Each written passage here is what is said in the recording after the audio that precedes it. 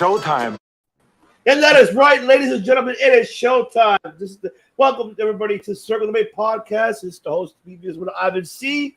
And of course, I have my other host, mi familia, mi sangre here, ladies and gentlemen. Of course, I have Mr. MGC, Mr. 69 himself, has the reasons and answers, explanations, thoughts.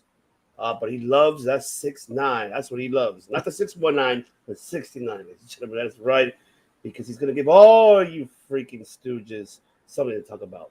That is, of course, Mr. MGC ONK. I don't know what he means by that, but that's just his name. The Onk. The Onk. The Onk. Unit simple. All right. And, of course, we do have our other host, mi hermano, the one who makes the money. That's why his last name is De Niro for that reason, porque es dinero, besides being De Niro. Not Robert De Niro. Yeah, you know, too many people say De Niro, like Robert De Niro. It's dinero. Dinero, that's right, ladies and gentlemen. Of course, Mike De Niro, ladies and gentlemen. What's good, everybody? That is right. So we are here today, ladies and gentlemen, here on episode 111. Let's go ahead and break down some. First of all, before we even get into Dynamite, recap everything, let's get into what's been going on in the world of professional wrestling, ladies and gentlemen. I want to get into briefly. I just want to get into it because the fact is of what I saw and the look, and that is, of course. Oh, well, let's see. Yes, we live, baby. Yes, we live. Here. That's right. Oh, thank you so much, Sock Monkey Mike. That's right. Make sure you subscribe to him. Thank you so much, Mr. Wexler. But yes, let's talk about the Grizzled young veterans.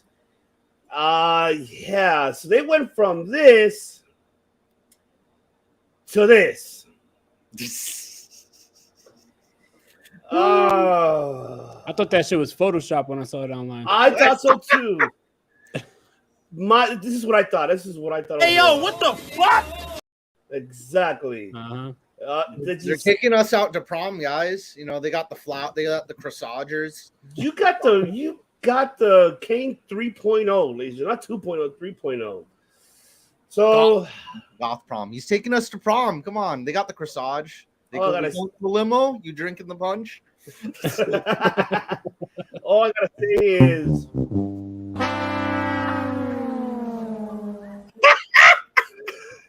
that's what I have to say about it, because no, hell no. Rest in peace to the Grizzled young veterans.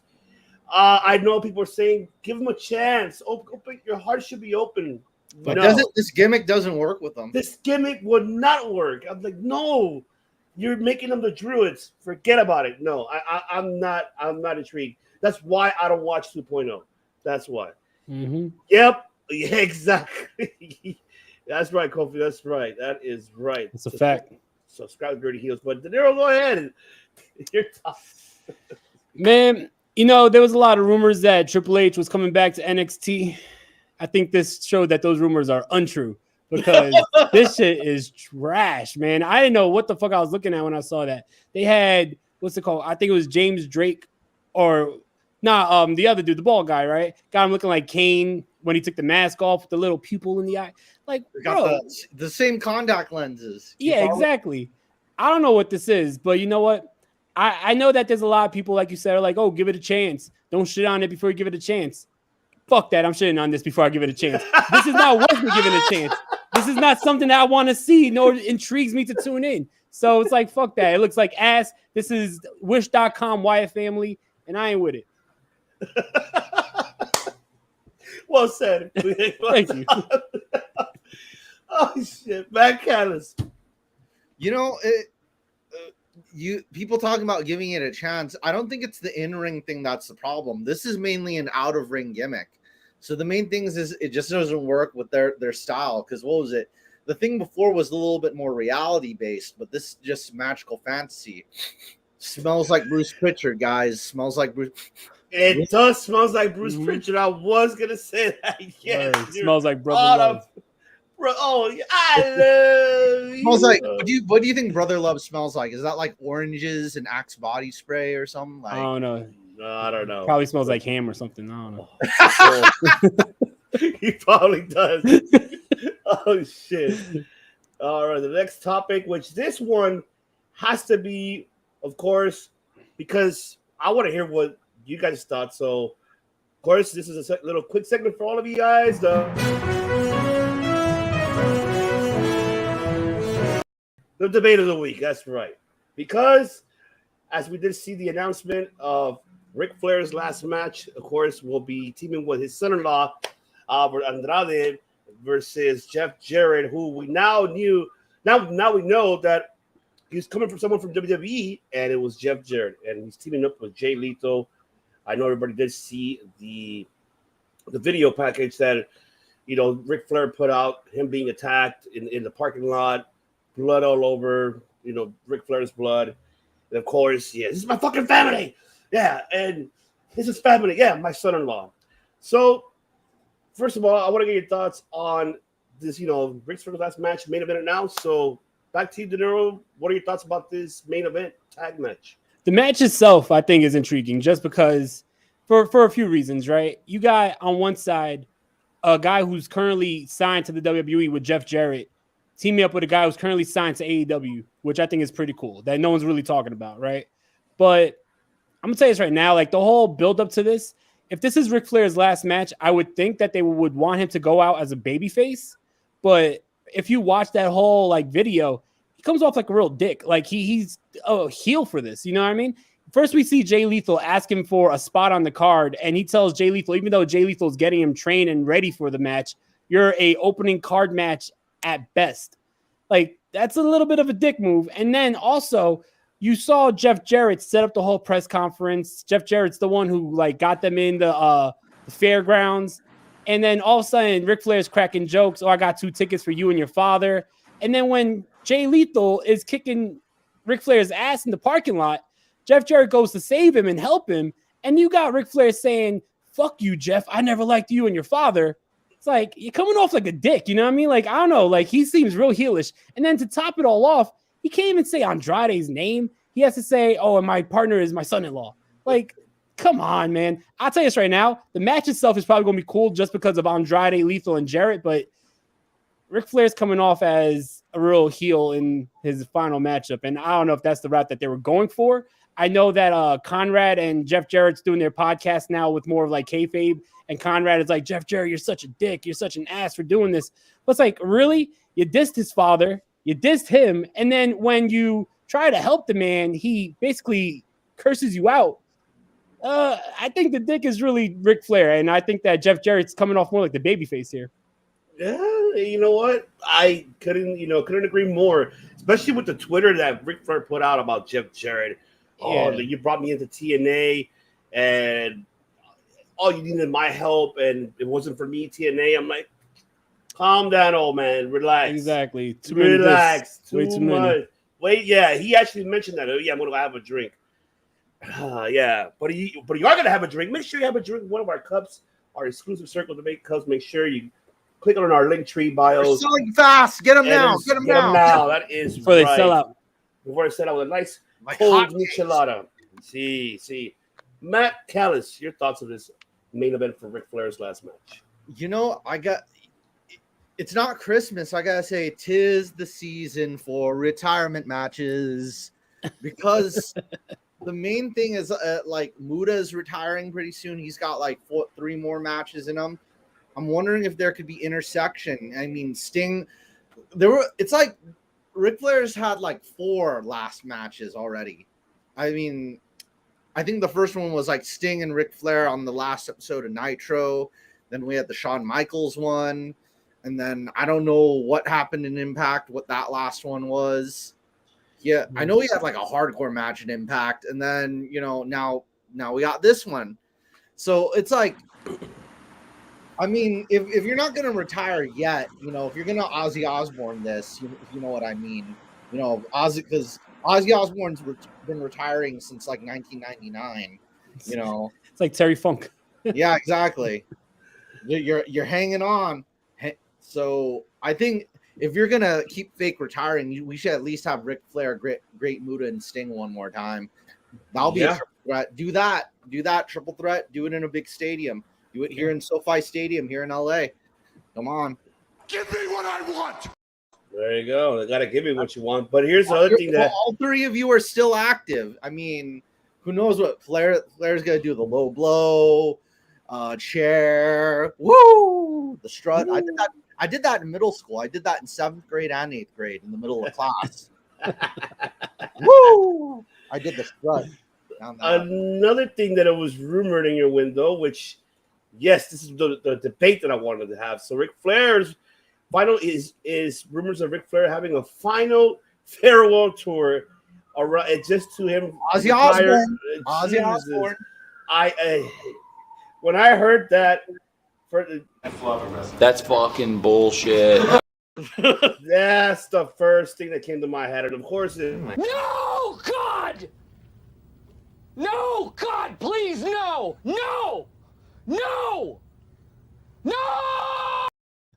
That's right. So I'm gonna go very briefly because I want to get this off my chest. No, stay retired. Just enjoy your last match with your son-in-law. You're teaming with your son-in-law, your family. Mark my words, Charlotte will be there in attendance. She will be there. And I'm hoping Charles Robertson will be the referee for that match. That'll be perfect, yeah. And that'll be perfect. A perfect ending chapter for his career. Stay retired, Ric Flair, please. He's got to stay retired, damn it. I'll say this, I don't think I'm pretty sure he's gonna do it regardless, but at least get Zakk Wylde on guitar. Get Zakk Wylde, call him up or something. And I'm pretty sure Ric Flair should have a few of his last matches in DDT. There he could that way he won't get injured as much, and he could keep us entertained. He could wrestle like I think she should be like 15 or something by now. That's like 1/16 his age at this point, or not even half his age. That's like 1/4 his age. So you want him to? Are you okay with him doing the final farewell tour, or would you want him to stay retired? He could work a safe style, because there's a lot of different styles of wrestling. Like realistic violent stuff is one thing. Doing more because what the Great Kabuki is still doing things occasionally here and there, but it's more like team gimmicky, more of a work, more theater, Right. Same thing with Arisa Hoshiki in Japan.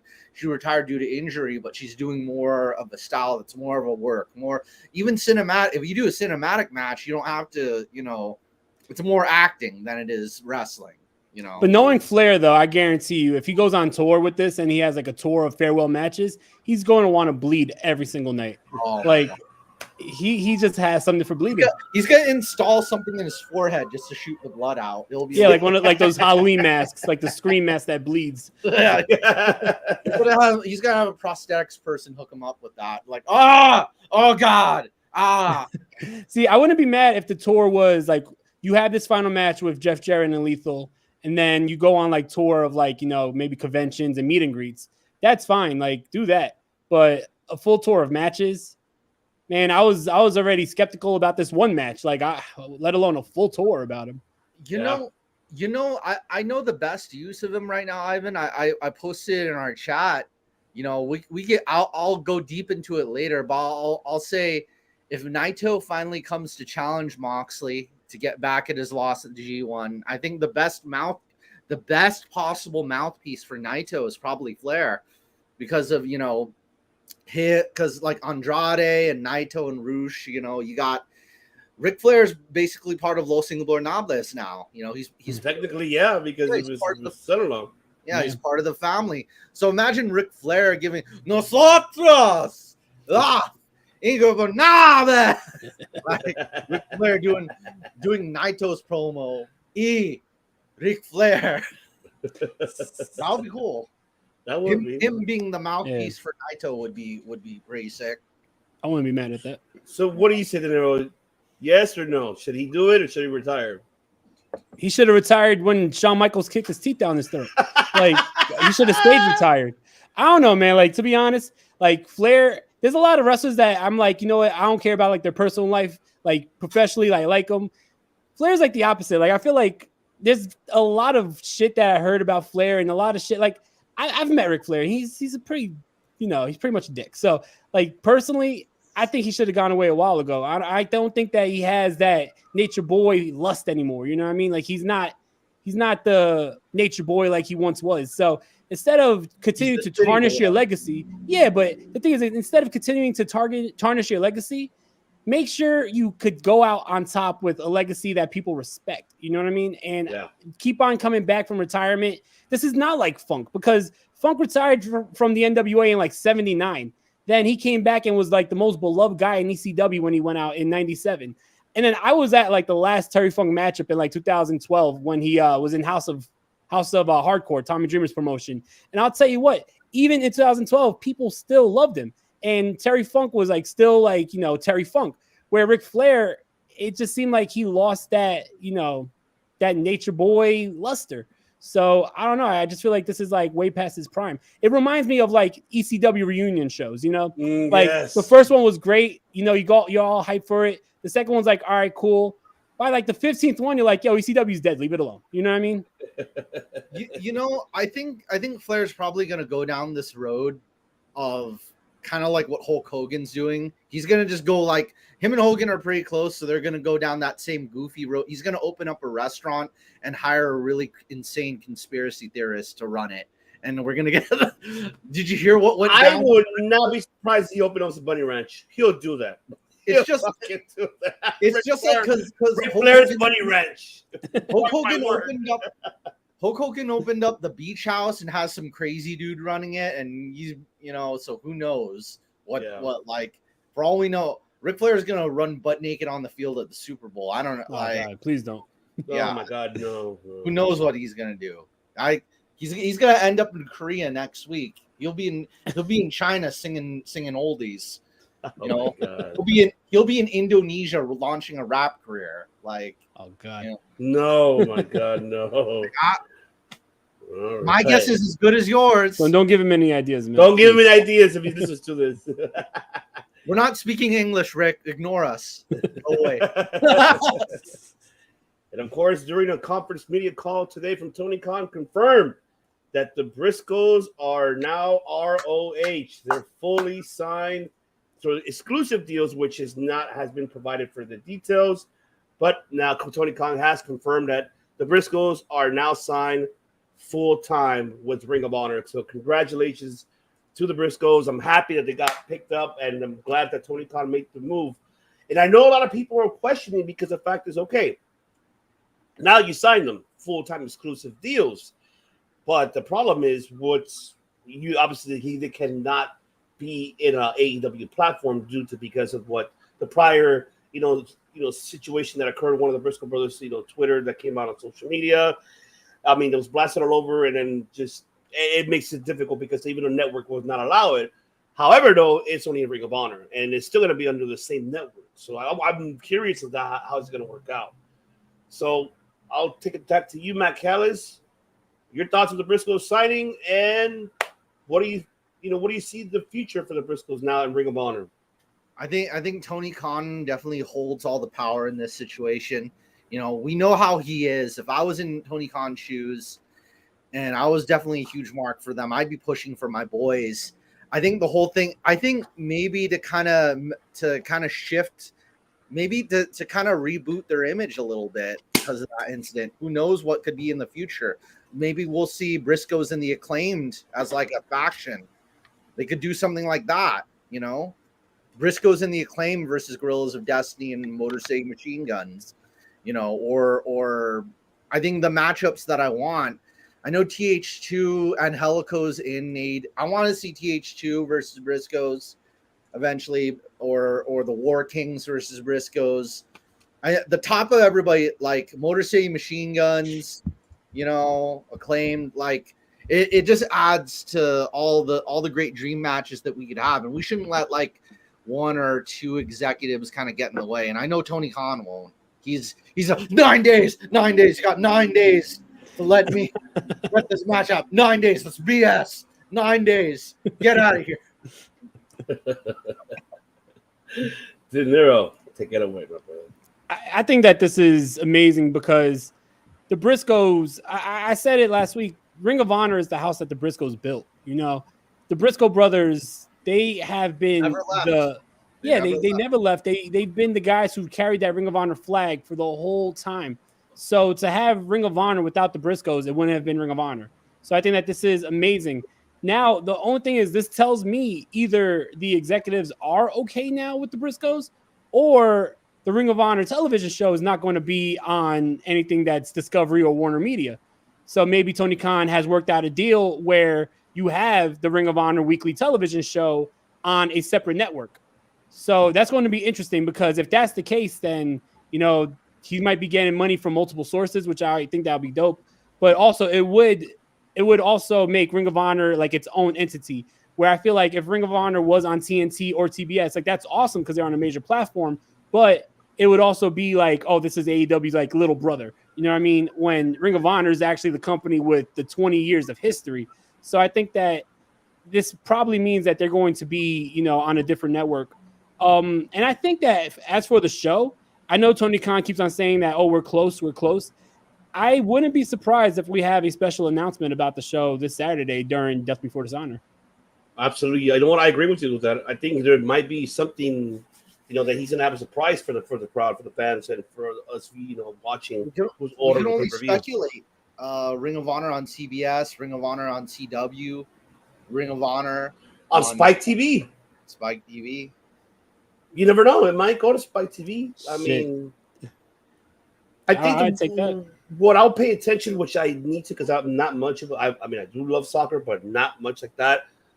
I mean, unless he puts it on the network where they, you know, obviously they show a lot of the, you know, the Premier League football, soccer, meaning not being sports, but I know there's other channels that they probably show wrestling as well. Or he could, you know, step in with with IWTV, Pluto TV. There's so many sources that he's able to, you know, to use, and who wouldn't, the networks at this moment, who wouldn't want to go ahead and actually take my money here? I would invest on it. I feel that it might go to that case. Maybe I think it might go to that case to another different network. Yeah, but then again, I think he's going to start it off with the YouTube channel for Ring of Honor first before he fully actually sets up a actual, you know, network for the Ring of Honor weekly shows. So I mean, it all depends if he's going to have only just one weekly show, or is he going to have two, like how he put it for AEW. And the beautiful thing about it is that I like the fact that he said that I'm not. He's going to make it his own entity for Ring of Honor, and not, you know, hybriding AEW titles or anything of that. He did mention he has ideas of, you know, redesigning the titles that are currently at Ring of Honor, maybe adding a new title, but who knows? We have to wait to see what the future holds, and we'll see this Saturday. So I am looking forward to that to see. And now, but which we'll get to later on. We'll get into the predictions, but now it is time. You know what time it is. Say it, JJ. Dynamite! That is right. It is Dynamite Fighterfest Night 2 recap, ladies and gentlemen. Of course, there you have it. That occurred 24 hours ago. So we're going to go ahead and break it down.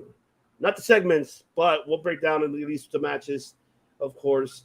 So now let's start with the opening match. That is Brody King versus Darby Allin.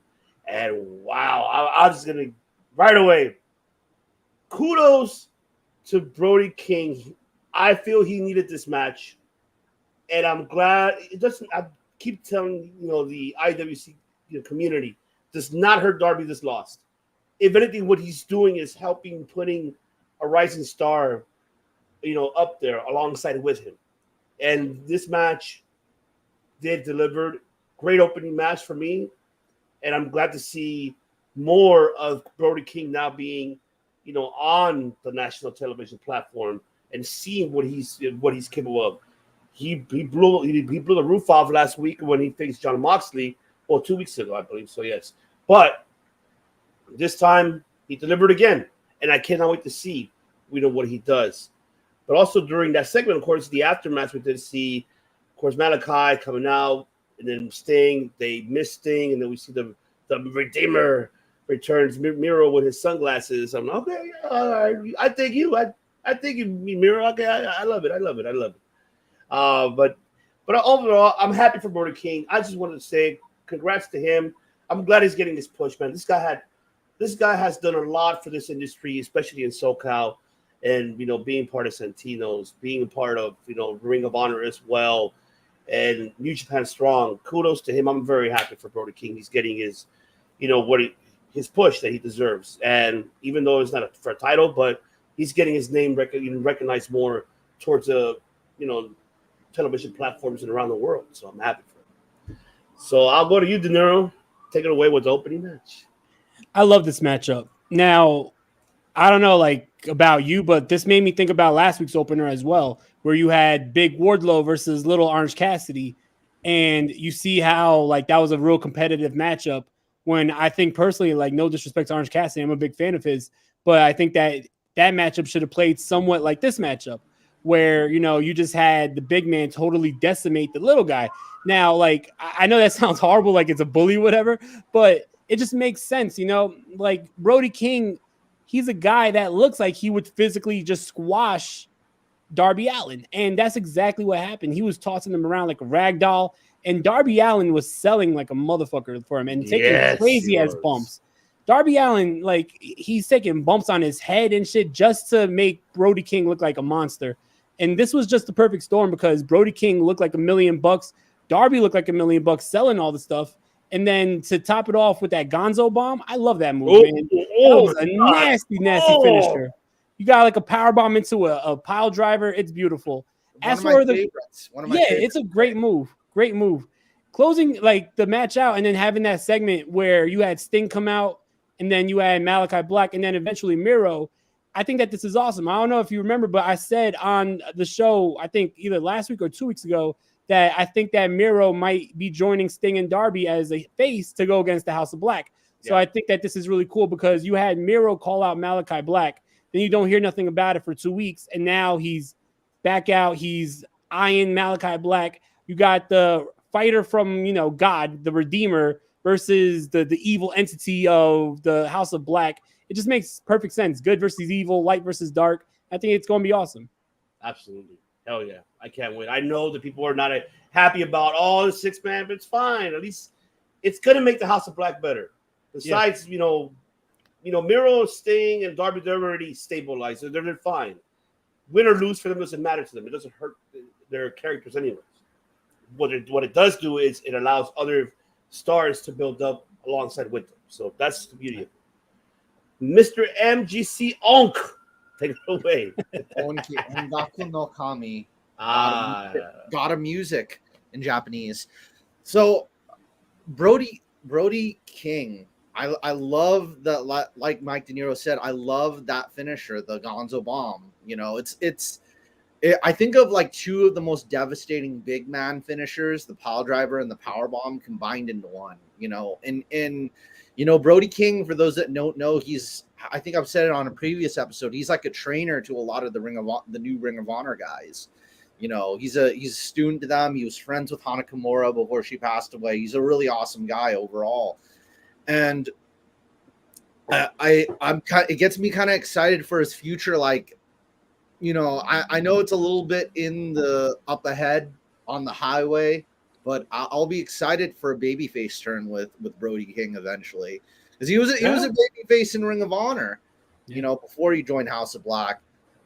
As for Darby Allin, I think I've also said this before, Darby Allin could take so much punishment. If anybody's seen the Wrestlers documentary, Darby Allin took a shovel under his armpit. Oh my God, man! Yeah. And get this. And Darby Allin didn't even want an ambulance. He's just drive me there. I'm not paying for an ambulance, and I don't want the emergency room either. Just let me wait in line at urgent care. Darby's just holding it, collecting the blood. It's it's just a Tuesday to me. I think some people. I think I always wanted to do this interview someday. I know I want Darby Allin and Mick Foley and a Navy SEAL and Octomom and what Octomom? This went left field. Wait a minute. Here's what I'm all in one. You want this as a panel? I want it as a panel. Do you know what the theme is, though? That went left What? field. No, there's a theme. What There's the a theme. fuck? Why People- Yeah, Aquaman? appeared on TLC. The people, these are people who've gone through more pain than most everyday people. I think I'll add Russian Special Forces Spetsnaz, and I think who else? Like I don't know, like those freaky torture people, whatever. Have them there too. You just threw me off with Octomom. What the fuck? Yeah, Are I you know. talking about? What really? Like why? I want to know just like, Oh my god. and maybe, and then maybe like we'll add MMA fighters to it too. So the bare knuckle MMA fighters. Ken Shamrock and them. Yeah. All right. There you go. Yeah, the ones that don't use gloves, because all those people know pain pretty well. They know. I believe pain. Ken Shamrock has a whole like bare knuckle league now. Mm. I think. Yeah, I didn't think it didn't happen. I think he tried it Oh, to. I thought. All right, Yeah, I thought he you actually got off the trying to ground. get the. Yeah. I know. think it happened. I know Darby's gonna have a lot of great stories just about like every kind of pain. I know he's messed with thumbtacks and broken glass. Like to like a hardcore wrestler, it's not like bearing it for joy, but it's also not like bearing it to get a mission done. But at the same time, it's like you're suffering the pain for the sake of our entertainment. But it's like I don't know. It's somewhere in between. It's not like the freaky. I could say BDSM. It's not like that, and it's not like being a Navy SEAL either. It's somewhere in between. It's somewhere in between that area, because the Navy SEALs, they gotta, do this thing, and then so I'd put Darby right in the middle of that like mindset. So but I can't say I'm so proud of both of them, in the future, and I'm excited for the rematch. They could put that aside down the line, but I hope to see Brody in some more singles matches in the near future against the other big guys. Brody and Miro. Mhm. I'll tell you this right now. Brody, like this is off topic, but Brody's fighting Jacob Fatu at House of Glory. Like I can't wait to see how that matchup is. But I definitely want to see Brody versus other big guys to see how he matches up. Because yeah, he could toss around the small guys, but let's see him go to war with a big guy. Oh man, can he just give us Miro and Brody King? Yes, give me Pull that. the trigger. Pull the trigger on it. And it wouldn't be a random match now. Like you could actually do it. It's the same storyline. Yeah. It's the what they call it in booking. They call him a policeman. The guy you got to get through to get to the main guy. Henchman, policeman's like you have to fight the policeman to get to Malachi. And I think it's going to be a more serious version than Shawn Michaels Undertaker. The guy who the God man versus the devil man. Good and evil. They could fight in some like really epic. Like a battlefield or something, and that'd be cool. Like just a dirt field, and they'd sell it pretty well. The Roman Coliseum. Mm-hmm. Oh, Brody versus Big Show. All right, yeah. Thank you for tuning in, King Podcast. Oh, you never know. Probably saw that too. Brody King versus Big Show. I wouldn't mind seeing it. Yes, Captain. I saw the post. Hell yeah. Paul's off to the side, just waiting for the moment. He's just chilling. He's chilling on Dark Elevation, ready to go anytime. Yeah, that's where, and like I love the Big Show, but with all due respect, he needs to be there. No, I'm taking anybody's TV time. Not even a Ring of Honor. Saying that right now, and I mean it with all respect to Paul White. Sorry, you paid your dues already. Let someone else have their moment of shine. I mean, it's Lance about Archer. time. Lance Archer. Oh yes, definitely. All right, let's get into, of course, the Blackpool Combat Club, Moxley and Wheeler Yuta versus Best Friends, and of course, we see Moxley and Wheeler for the upset. But this match wasn't that bad at all. I actually enjoyed it. It was very great storytelling. I could tell that they really, Best Friends did as much as possible they can to, put all their arsenals, especially that. Oh my God, that power driver that Moxley took. I think it was from Trent or it was from Chuck. Yeah. From Chuck Taylor. Jesus, man. But which is similar also to like the Gonzo bomb because he brings him up and then he hits him with the pile driver. Exactly. Yes. But yeah, I mean, I enjoyed it. I know it was just only something to throw on, but it'll showcase Yuta, so that's a good thing, and I'm happy that it showcased Yuta. Let's see. Wow, I see what you're saying. He signed a big money contract, so he needs to get his money out of him. Yeah, I mean, If you speak about the Big Show, then I mean Paul White, then yes, but you can use them to train your big men, that are your upcoming stars. Like, Yeah. I'm trying to see what's the name of the guy from with Jay Lethal and Satnam Singh. Sam Yeah. Singh. Train. Yep, there Yeah. you go. Train Best him. teacher you could get. For sure, Exactly. yeah. Absolutely. But yes, this match, I enjoyed it. It was great. It really stand out for Yuta. So I cannot wait for Saturday, man. I cannot wait. But yes, Matt Callis, take it to you. Thoughts about this match? First and foremost, I think there needs to be an official faction name for Rocky Romero and the Best Friends. Like, I think it can't be like Rocky Romero and the Best Friends or just Roppongi Vice. Because, like, Fabulous Freebirds have, like, all three of them are called Fabulous Freebirds. So when we enact the Fabulous Freebirds rule, it'd be kind of cool to have a name for all three of them. Like Orange Cassidy, he does tag matches, but, like, he's an all right as a really good singles star. But well, altogether they're just Chaos, right? Because they're all under the Chaos. umbrella? Chaos. Yeah. Chaos, I guess the big faction. That's the big faction name. The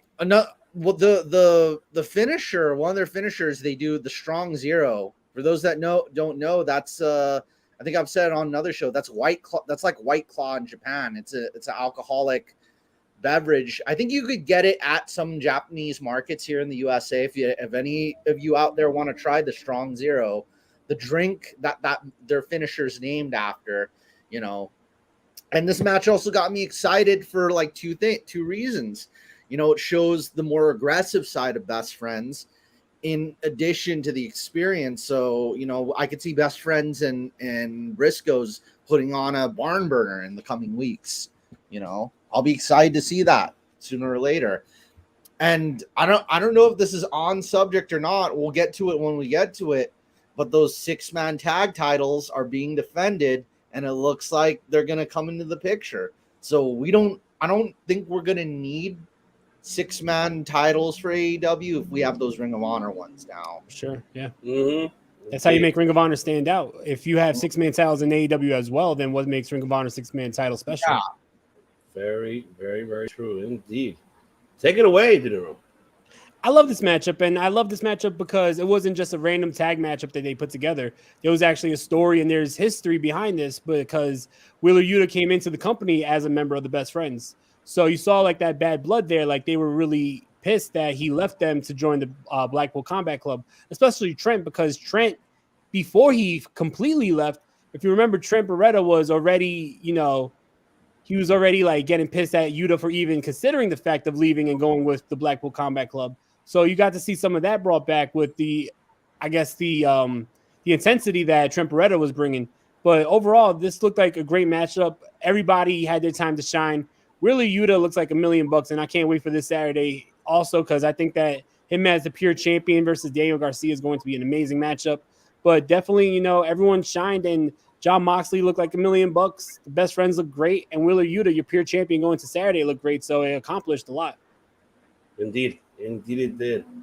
And then speaking of accomplishment, I guess I don't know if this is accomplished or not because I don't know where the hell this storyline going with. But we did see, of course, Christian Cage and Luchasaurus versus the Varsity Blondes. Of course, Luchasaurus doing most of the damage, taking, you know, pretty much annihilating the Varsity Blondes, unfortunately. And then, of course, Christian Cage with a pin. After that, we did see a celebration, almost like the Jungle Boy status. And, of course, we hear the music, and then Jungle Boy returns.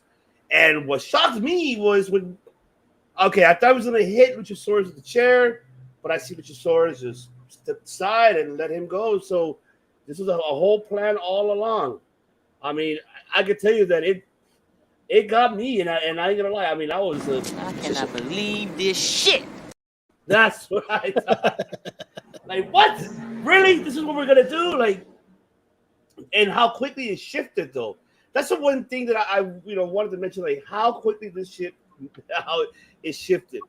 I mean, we'll have to wait to see on that. If I don't, that's yes and no. It's a double-edged sword on that. That roster is way too big for AEW to only have one show, so I think that they got to keep Rampage. Mm-hmm.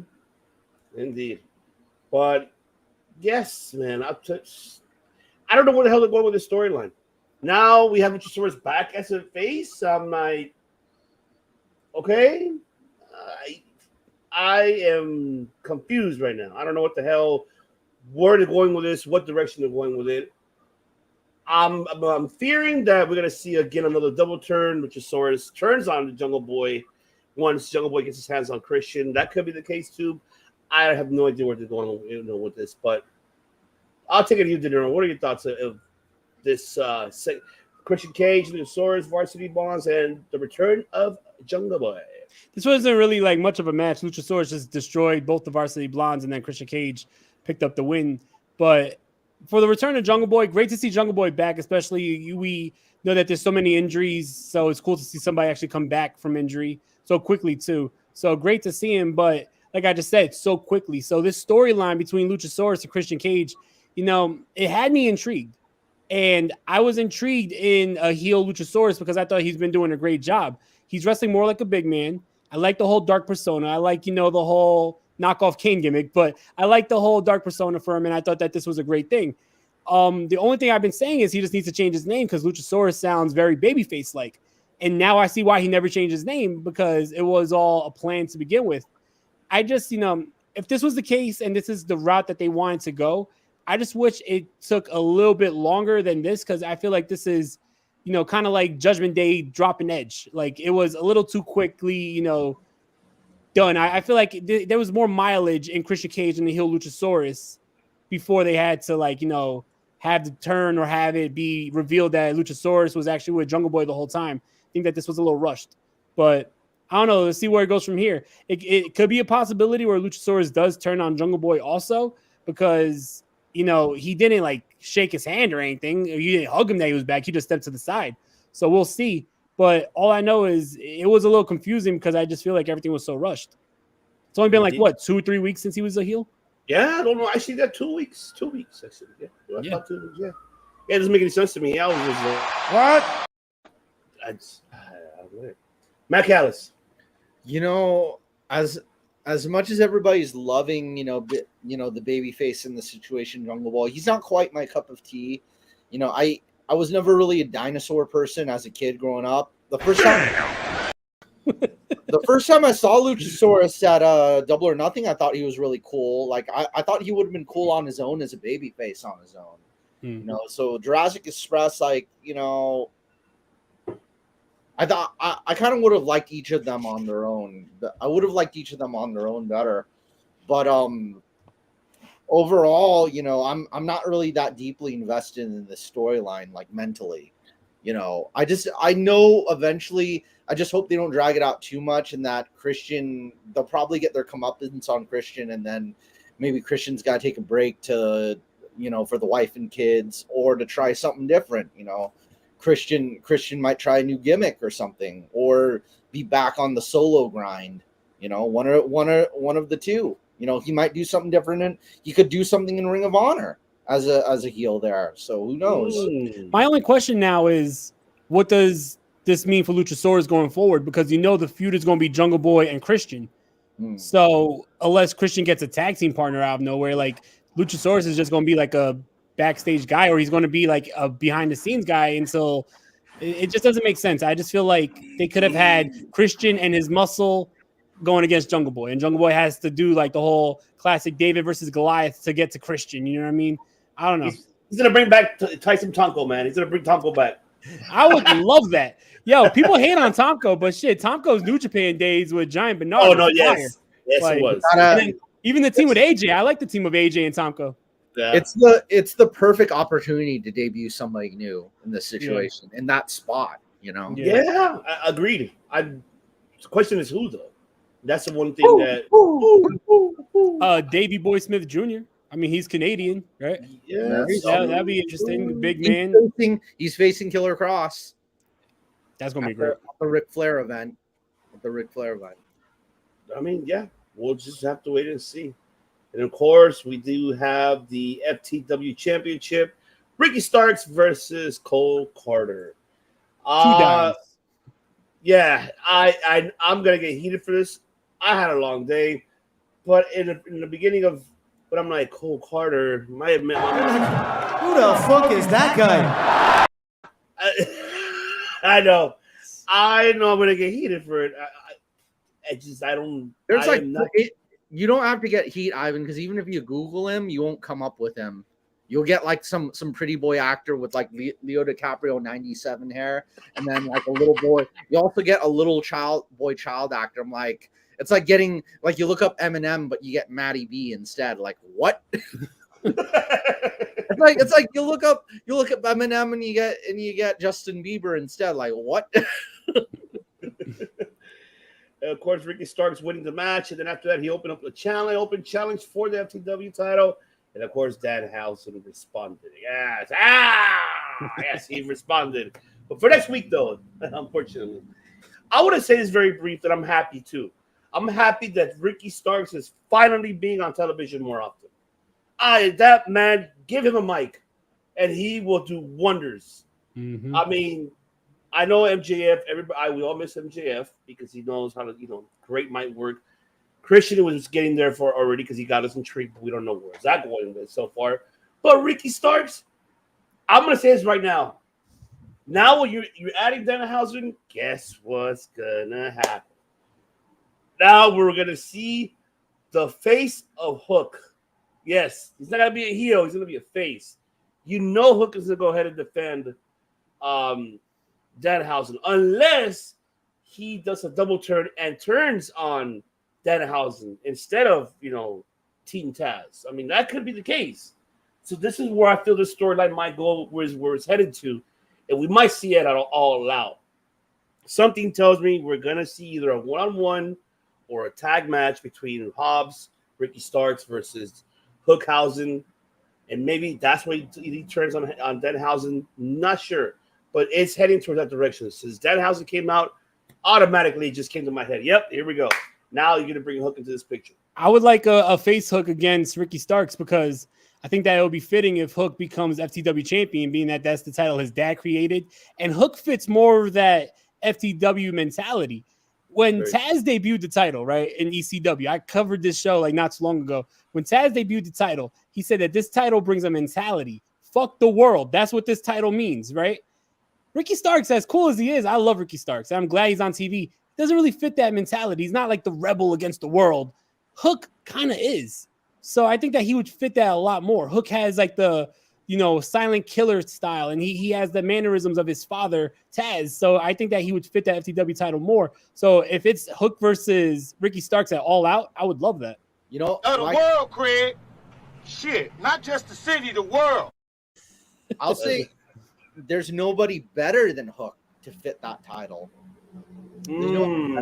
Because not only did his dad make it, and then I guess you could relate to a young rebel a little bit more. Like a lot of young guys will look at Hook and kind of see a little bit of themselves, especially like today's Generation Z. They kind of see like a lot of Gen Z kind of hooked on to Orange Cassidy so far as a role model. I think Hook's the other really big like role model for Gen Z amongst the AEW wrestlers. They could push him to the moon with that FTW belt. To the moon! Sorry, I got to say moon. When you say the moon, to the moon. To the moon. Kevin Grass, baby. That's what it reminds me of. But, Ricky Starks, I guess he's more of that jock, that high school bully. So maybe you could do a little bit of that jock versus high school rebel type of thing, It's a little bit of that high school story. Who knows?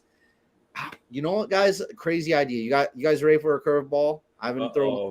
You guys ready? I gotta create you a video for the curveball. Yeah, I gotta do it. Get like Charlie Sheen from Major Leagues. Wild Thing. The Wild Thing with the wand. They play Wild Thing on AEW, right? So it's the same one from the movie. But who's in the outfield? Anybody in the outfield? Got you. Along? Yeah. Whoa! Both of you. Oh! My nose. All right. I'm not even sure about this, but something in me, something in that teenage heart, that angst, that 1995, teenage drama movie. She's All That, that era of teenage angst with Hook. I knew it. I fucking knew you were gonna mention that. No, but here's what I'm getting at. If there was like a girl in this storyline, like some that maybe like Ricky and Hook would fight over. I think that would kind of add like another layer of, I don't know what it is to it, you know. I don't know if there was like maybe some, because what was it with Matt Hardy and S.A. Rios over Lita, you know? That was kind of like a big moment for Matt Hardy, huh? Like everybody kind of like everybody loved Matt Hardy at that time, right? When he defeated S.A. Rios and Lita came to kiss Matt Hardy on the ramp. Imagine if Hook had a moment like that, like Hook taking a girl away from Ricky Starks, the high school bully, and everybody's like cheering for Hook, and like it's like the end of a teenage movie, you know. And then the credits. Who would the girl be? What's up? Who would the girl be? Abaddon. My guess is as good as yours. So we gotta maybe, you know, I think we just need somebody to fit that role perfectly. But it would just be at the end of that movie.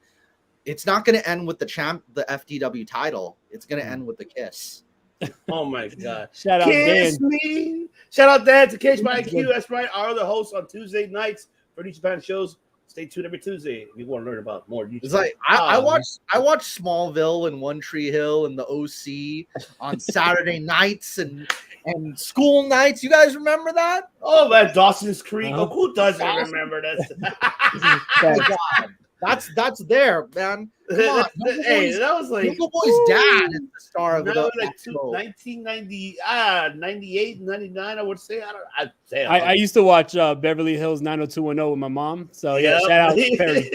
Shout out Luke Perry. Shout out Tori Spelling. That's right, R.I.P. Mr. Perry.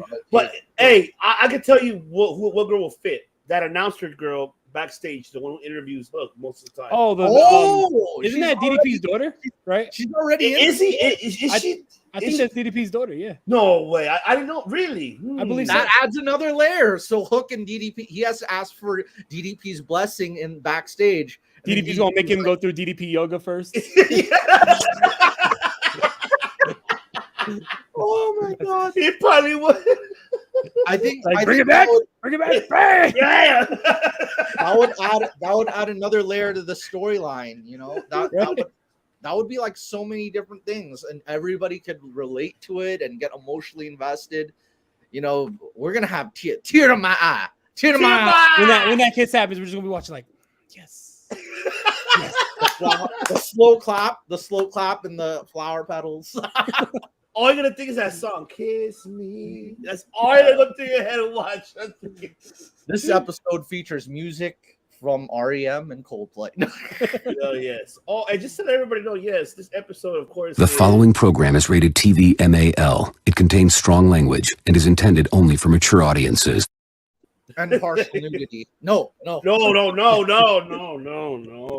Keep your clothes on, everybody. No. Keep it on. Especially you in the back. All you in the back row. Keep your clothes on. I don't know what your thoughts on this one, man.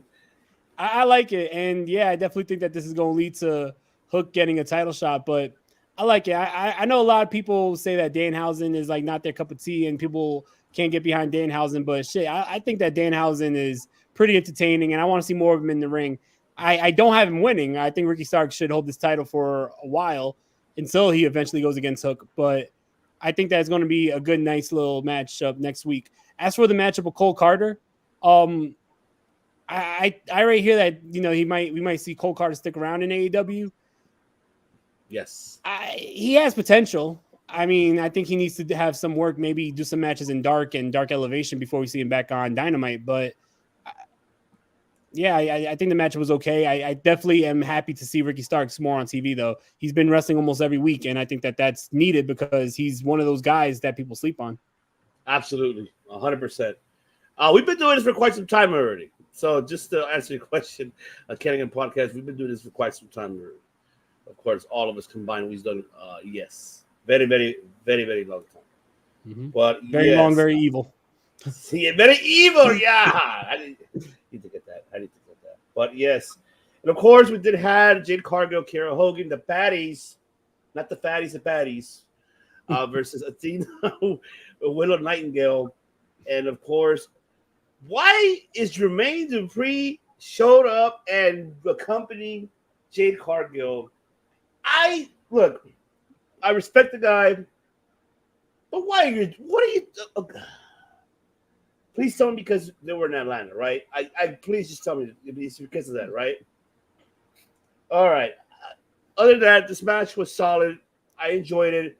Glad to see Willow getting her spotlight too, and I'm glad that Tony Khan is actually going to keep her for Ring of Honor and help develop the Ring of Honor Women's Division, and she's a great, perfect fit for that. Athena, like I said, this is taking too long with the storyline. They need to pull the trigger. Yep.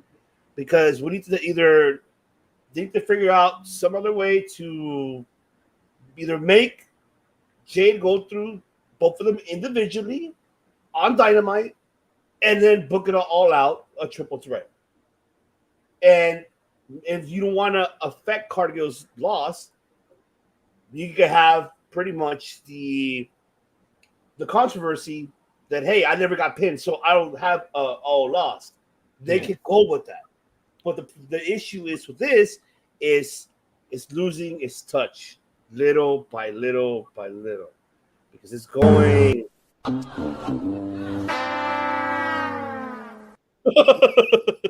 We don't want that, of course. No, because I love the baddie. Yes, of course, you, Jay Cargill. I know you're going to tell me cut the shit, Ivan. But no, I'm not cutting the shit because I want you to understand this shit. So, take it away, Dinero. What are your thoughts on this one? The matchup was solid. When I think of Jermaine Dupri, I think of crisscross. You know, remember jump, wiggity, whack. But I don't know. It was a little random to have Jermaine Dupri. I thought it was a cool spot to have Kevin Gates earlier on in the show because I fuck with Kevin Gates' music. I was never really a big fan of Jermaine Dupri's music though. But anyway, JD. As for the matchup though, the matchup was solid, but like you said, like this is going way too slow. This is slower than like a Jake Hager promo. We need to have Athena versus Jade Cargill already. Put that shit up for the title and let's go. Like, I don't know why we're going to be dragging this out for another 2 months. It's been like what, since Double or Nothing, since they've been starting this, and we haven't even seen much of this feud, and now we're still not even close to the blow off about 2 months later. It's like, when are we going to pull the trigger? Wow. Damn. He's skilled though. That's all. Exactly. Sorry, Jermaine Dupri. Sorry. Oh, I'm pretty sure he's been watching this interview. Do you understand the words that are coming out of my mouth? No, I do not. Matt Ellis. Every time I hear Jermaine Dupri, I just think of that Mariah Carey song he was in where they're riding on the motorcycle. You could be my sweetheart. Like, what? That's what's playing in my mind right now. Have you ever heard the song Say What You Say by Eminem and Dr. Dre? He's on that. He's featured on it? No, he's not featured on it, but for some reason, Dr. Dre just said, fuck you and fuck Jermaine. For some reason, I don't know why there was a beef between them, but every time I think of Jermaine Dupri, I think of Dr. Dre cursing him out for no reason.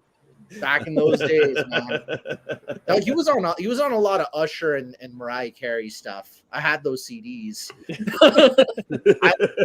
I taped the music videos off MTV, man. Like the 10 spot.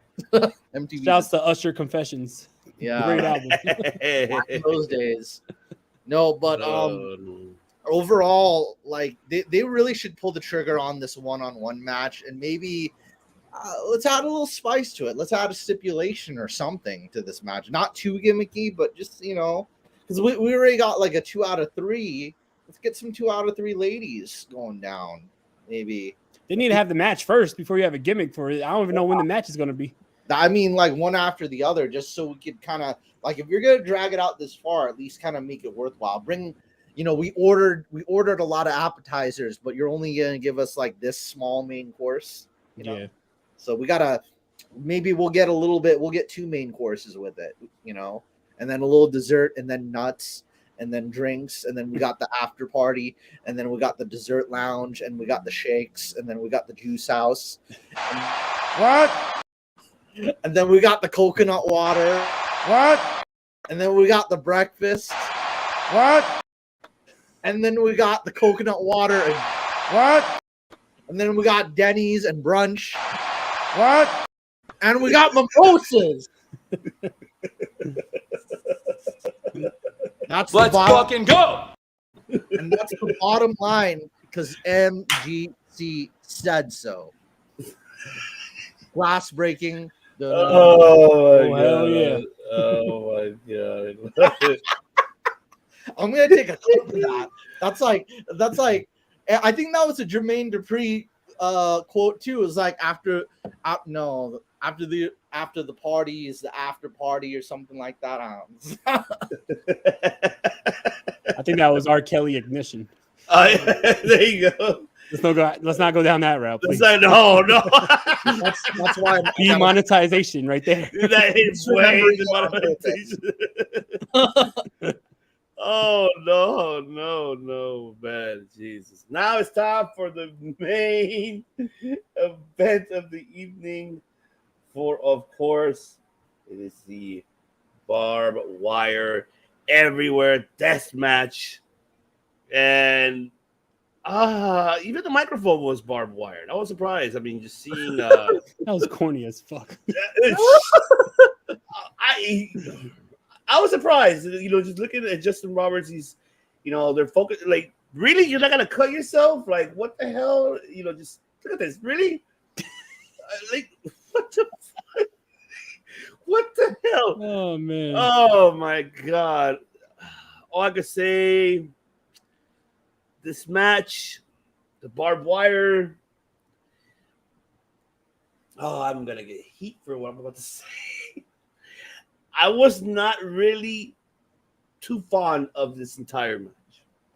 I just wasn't. It was it was fine in the beginning, of course, the pain. I mean, I enjoyed it. It just towards the end, it feels like it's going again and again and again. Because Jazz coming out, of course, and they, them interfering, Sammy Guevara interfering, causing. It's like a never-ending story. And I'm hoping this is, because after the aftermatch, we did see Eddie Kingston pushing, Jericho towards that barbed wire bed, which it wasn't that much barbed wire. I'm sorry. You're exaggerating, Jericho. You're like, no, I'm sorry, you're not. And I can't wait to hear what the different got to say, because I wish Chris was here, but unfortunately, the director, he's doing music, he's doing a lot of it. That's what he's doing right now. So he'll be back next week. But I wish Eddie could have won the match. And I think it would have been different because I would have closed the chapter. The interference with Jazz got me just more like, no, disappointing. It's because now it makes it seem like it's not going to close the damn chapter with this feud. Never ending book. Yes, it's a never fucking ending book. And then not only that, but what shocked me. There you go. Thank you. Close this book already. Just close it, damn it. Close it. Burn that book. It ain't a never ending story. They don't got Atreyu the Flying Dragon and yes, just story. Please let it be an ending story. Don't be like this, man. We make movies. He makes movies every fucking storyline. He makes that storyline for 4 pay-per-view events. That's what he does, and I don't want this to be the same thing. The one thing I was shocked at was Anna Jay turning in, heel again, which I was like, oh, what's going on, Juice? That's right. Make sure you subscribe to Juice Pro Wrestling Podcast, ladies and gentlemen. Thanks for joining. That's right. Part of the League of Extraordinary Podcast as well is right. But yes, they need to end this fucking story, man. Please end it. Please, Tony. Please. That's fucking bullshit. No, you're bullshit. You need to end this story already, man. You son of a bitch. Yes, because you are. But I was not really excited. I was excited to see how the ring would look. Not even close to what we mentioned last week. And that's why I'll save you best for last, because I want you to destroy this. But Matt Callis, give us your thoughts on this main event. All right, I wasn't enjoying this match in a serious way. I was kind of laughing my ass off at a lot of the stuff going on. I mean, first Anna Jay's heel turn was kind of goofy. It's just we got you. It was almost like they were punking. They were Ruby Soho got punked by Ashton Kutcher. It wasn't like it didn't feel like a heel turn. It felt like more like a prank turn or something like that. And then when Jazz got out of the cage, I think those guys like put butter on their heads or something. Like I think about it reminded me of like an episode of Home Improvement where Jonathan Taylor Thomas got his head stuck in the stair banisters, and he's like, "Oh, how do I get my head out? Let's put some butter on his head." Like it was that kind of thing, and they just slipped through.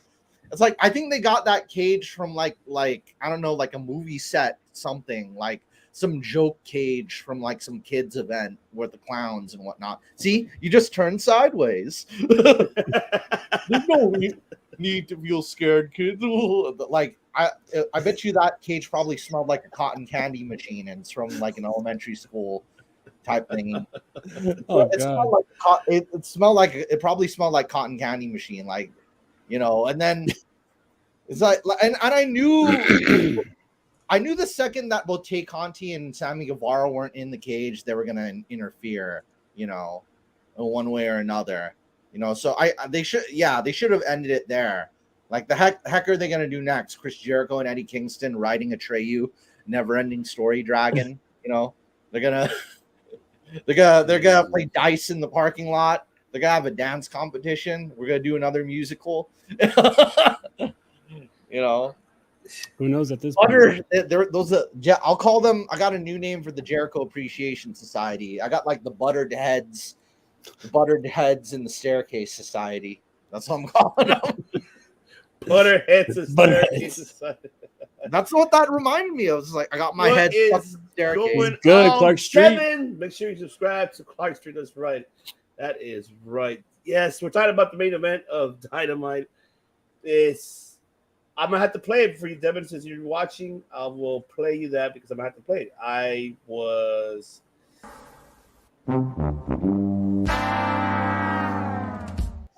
same.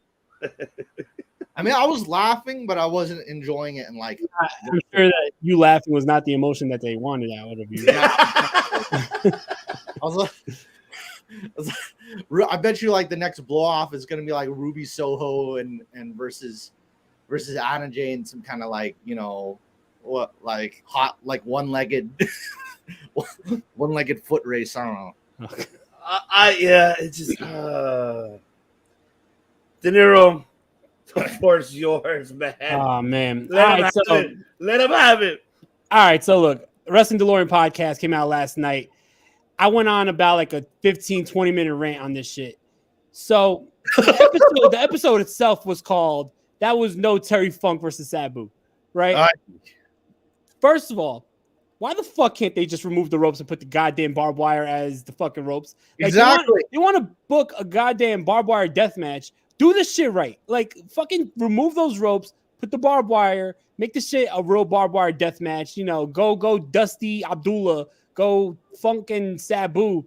Yo, TNA had more successful barbed wire massacres than AEW's barbed wire death matches. They need to They need to stop this fucking gimmick, all right? Because last year with the whole exploding shit, that was a fucking fail. Now this year you take out the explosions and you still fail. Like, this matchup was just fucking corny, you know? And it was over. They should have done it outside. They shouldn't have done it in general, right? If you're not going to do it right, don't do it. And then on top of that, you had this shit overbooked like a motherfucker. You have the Jericho Appreciation Society suspended in the air in a cage just so they don't interfere.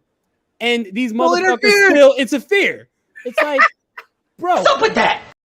What's the point of even booking that? There was no point in even booking that. If you're going to have them interfere, fuck the whole them escaping a cage. Tay-Conti fucked up the keys. I think Tay-Conti really screwed up with the keys. Yeah. I think that wasn't even planned. She's like, what the fuck is the keys? You had that awkward moment where they had to change cameras because she asked Daniel Garcia to do it for her. Like, come on. On top of that, you have Sammy Guevara come out, and it's like Sammy Guevara did not know his spots. He's tripping all over himself. He's got like two left feet.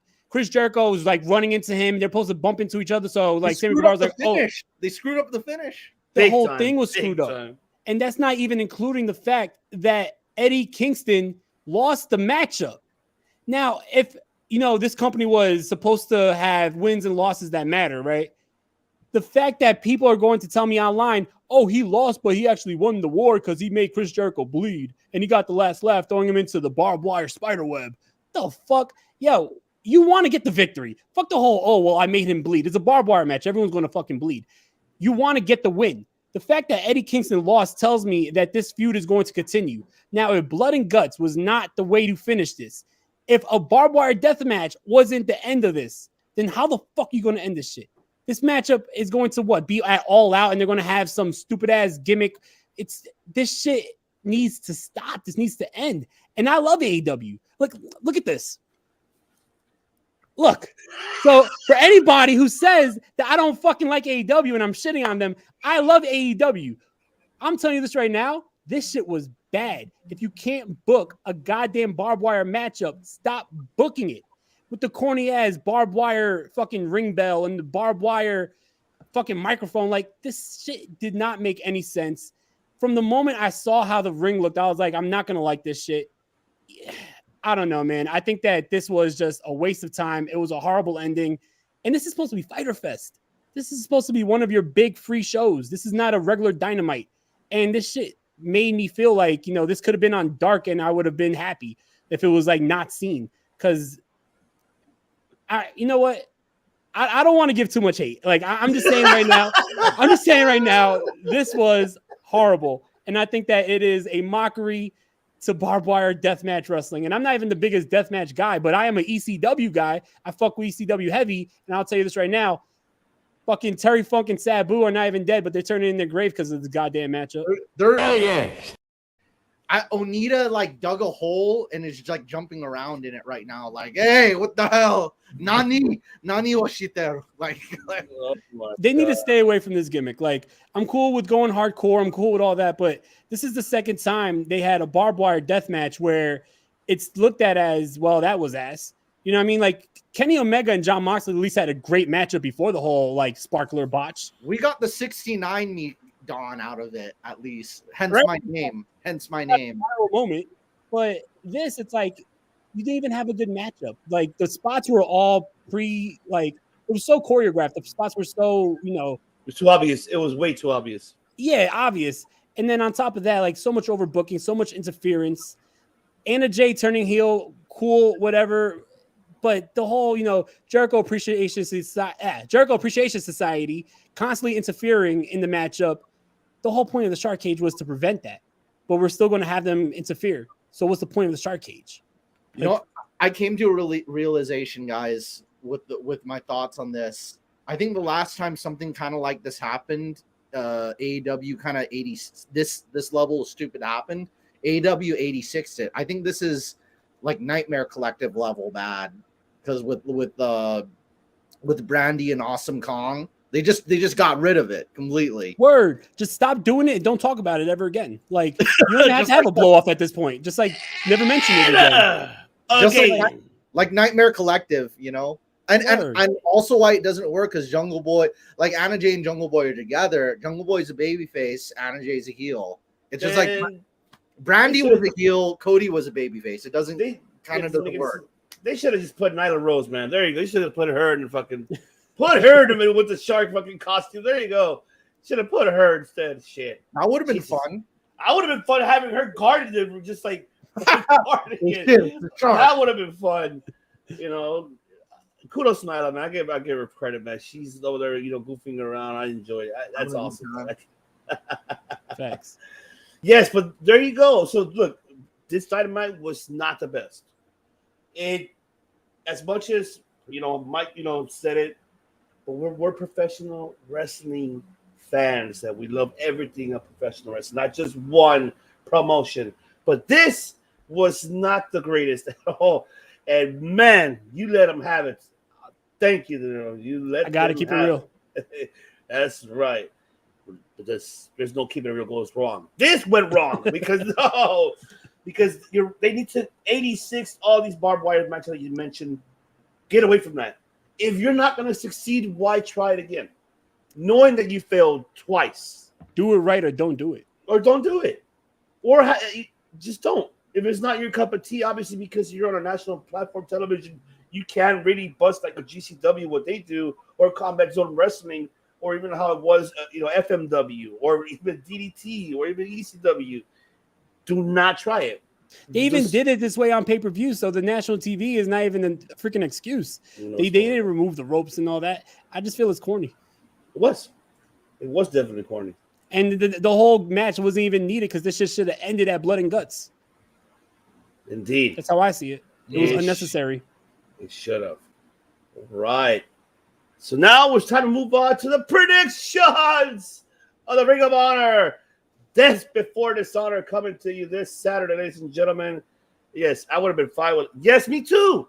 Actually, facts. Devin, I would have loved that much better, honestly. Yeah, I would have enjoyed that more. Just, parking lot brawl or bust a homage for Eddie Guerrero and John Cena, like have all the cars surrounded him, and then I wouldn't mind that. That would have been great. Yeah. Something like that, similar. See, I mean, shit, I would have enjoyed it. Yeah. Definitely. But it's time to get into the predictions for the Ring of Honor pay-per-view coming to you guys this Saturday, July 23rd. Make sure it'll be on Bleacher Report. Make sure you BR Live, purchase it. It should be an amazing, fantastic, hell of an event, and held in Boston, Massachusetts. So we're going to get into the card very briefly. So let me actually pull up the pre-buy-in, as a matter of fact, because we're going to have a pre-buy-in in the show. And I believe we will be having, let's see, where did I put? Yes, right here. We'll be having a pre-buy-in, and that is, of course, Allison Kay versus Willow Nightingale. So that's going to be an interesting matchup.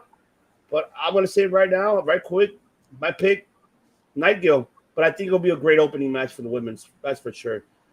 But take it away, Matt Callis. What do you got on that one?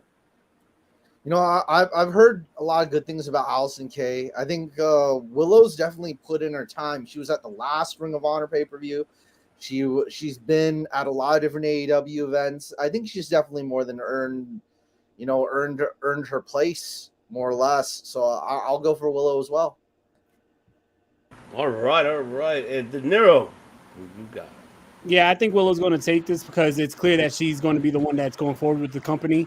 Allison Kay is more with NWA, but this is pretty cool to see Allison Kay here because she's been around for a while. She's a veteran, and she's always delivered. When she was Sienna in Impact, when she was Allison Kay before even Impact, she's always been a great wrestler and always delivered. So I think this is going to be a good matchup. Indeed. And did I know so far that I believe tomorrow, which, by the way, tomorrow, Rampage, ladies and gentlemen, as well. Yeah. Let me put up the card for Rampage, as a matter of fact, because we pulled that up for tomorrow. Just very brief, just to let you guys know, because I believe Tony Khan will be announcing more matches for the pre-buy-in for the 0 Hour show. So, of course, we do have this tomorrow. We're going to have DMD, Jimmy Hayter in action, Butch and the Blade versus Hangman and Silver. This is the one I'm looking for, a battle rap between Austin Gunn and Max Caster. Yes! Moriarty. We need Smack to be the host. Yeah. And Jay Lethal versus Christopher Daniels. Which is a very Ring of Honor style matchup itself. Indeed. And so I'm looking forward to see how, Tony Khan will be announcing future matches for the 0 show, which is a pre-buy you can watch on YouTube, ladies and gentlemen. So I'm looking forward to see what matches will Tony Khan be announcing. But the one that really caught me off guard was the return of the Righteous. That's right. And the return of Dalton Castle and the boys. This really surprised me here because we have, of course, the Righteous, who are they left Ring of Honor with the 6-man tag team titles, defeating Shane Taylor Promotions. So now I'm intrigued of how this is going to be with the championship. So I'll take it to you, De Niro. What do you got on this one? I think that this is really cool to see the Righteous here because, I was going to say, what are they going to do with the 6-man tags? Are they just going to vacate them? Or are they going to just not use them anymore? I'm glad that we're actually going to see the Righteous here, but I'm just scared that the Righteous are going to lose it. We did see Dalton Castle already on AEW television at Battle of the Belts, so it does seem like he may be the guy that they go forward with. I know that now you got Vincent signed to Impact Wrestling, so I don't see him staying for the long term with Ring of Honor. But, I think it's pretty cool that we see them here, but I think that Dalton Castle and the boys are going to be the 6-man tags. Mm-hmm. All right. Matt Callis, what do you got on this one? You know, I love the Righteous's gimmick, especially, you know, especially the whole look and everything. But Dalton Castle, we definitely need a lot more of him on AEW television. And, you know, now that a lot of all the different 6-man factions that AEW has, now that they have the 3-man teams, trios, titles, whatever, now that we actually have those belts in circulation, it could also mean one of two things, though. Maybe that Impact partnership is back on, you know, the little bit of round 2, they started back up again, you know, this couple's back together, you know, they kissed and made up, or, you know, they're continuing it. So there could be a little bit more of that going on, you know, Freebird rules, all the good stuff with that, with the trios titles. Because I mean, I want to see Dalton do more single stuff because I love him on the microphone. I definitely want to get more. I want to get more Dalton Castle promos on Ring of Honor and AEW programming in general. Yeah. You know, I want him in some singles feuds. I mean, this will be a great, people see more of him, but I think I'd rather have more of the dedicated trios to be getting those belts. And can I just say for you, what's called right now, what you said about them making up with Impact, I think that it's only right that they have Impact involved somehow on these Ring of Honor shows, because before Tony Khan bought Ring of Honor, Impact was really holding that Ring of Honor flag down, keeping them alive during the hiatus. Yeah, Honor No More, having Jonathan Gresham defend his title. You got to really respect that Impact was trying to keep the Ring of Honor name alive. So whether Tony Khan is working with Impact or not, you got to at least let them represent a little bit here. Oh, indeed. I agree. And I mean, and that's what we want to see. We want to see more Honor No More in Ring of Honor. I thought it would have been dope if they tried to invade, the show. Oh man, that's actually good. This is a great place for it. Yeah, it would have. Yeah, definitely it would be. All right, now let's get into the card. Which we're gonna do it on our way. I feel that this is gonna be the opening match. Well, I mean, obviously, I think a 6-man should be the opening match because they announced that when it's buy-in, so it's gonna be officially on the pay-per-view card. So I'm assuming that's gonna be the opening match for that paper for the event. And then the second match I feel is going to be this one. That is right for the Ring of Honor Pure title. We have Wheeler Yuta defending versus Daniel Garcia. So, man, this is going to be a slobber knocker and a very technical, I can tell you that. So, I'll take it to you. Back to you, Matt Callis. Who do you got on this match? Daniel Garcia has been doing more microphone work than Wheeler Yuta has been. So I think Daniel Garcia could probably sell that title and give it more representation because, Wheeler Yuta, he hasn't been on the mic at all. His promos still need work. I love at this point, I think at this point in time, I like Wheeler Yuta's theme song almost more than him. I mean, the theme song and the logo and everything, the faction, he's almost like the stalwart enforcer, kind of like the 6-Pac, X-Pac kind of role in the faction.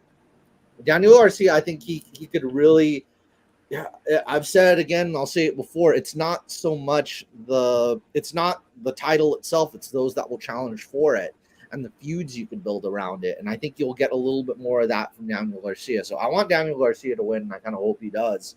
So we could get a little bit more, if he's on the microphone, selling that belt on the microphone, looking like a champion, talking like a champion, having challengers come in from everywhere, and we get to see, a pure rules match in both Dynamite, Rampage, and Ring of Honor. That'll be great. Even Impact, everywhere. I like that belt. And Wheeler's had that title a while, but he hasn't really made it like a title like that people want. He's not selling that title. He's not the champion who talks sells that title like it's QVC on the Home Shopping Network. Like, you want this title because you can't beat me. That whole thing.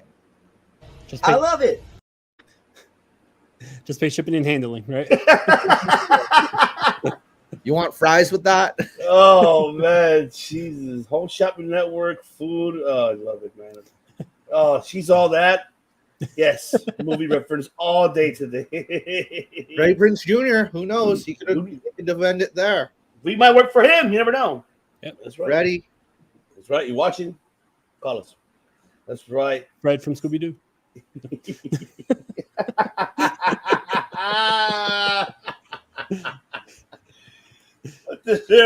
Take it away. Who do you got on this one?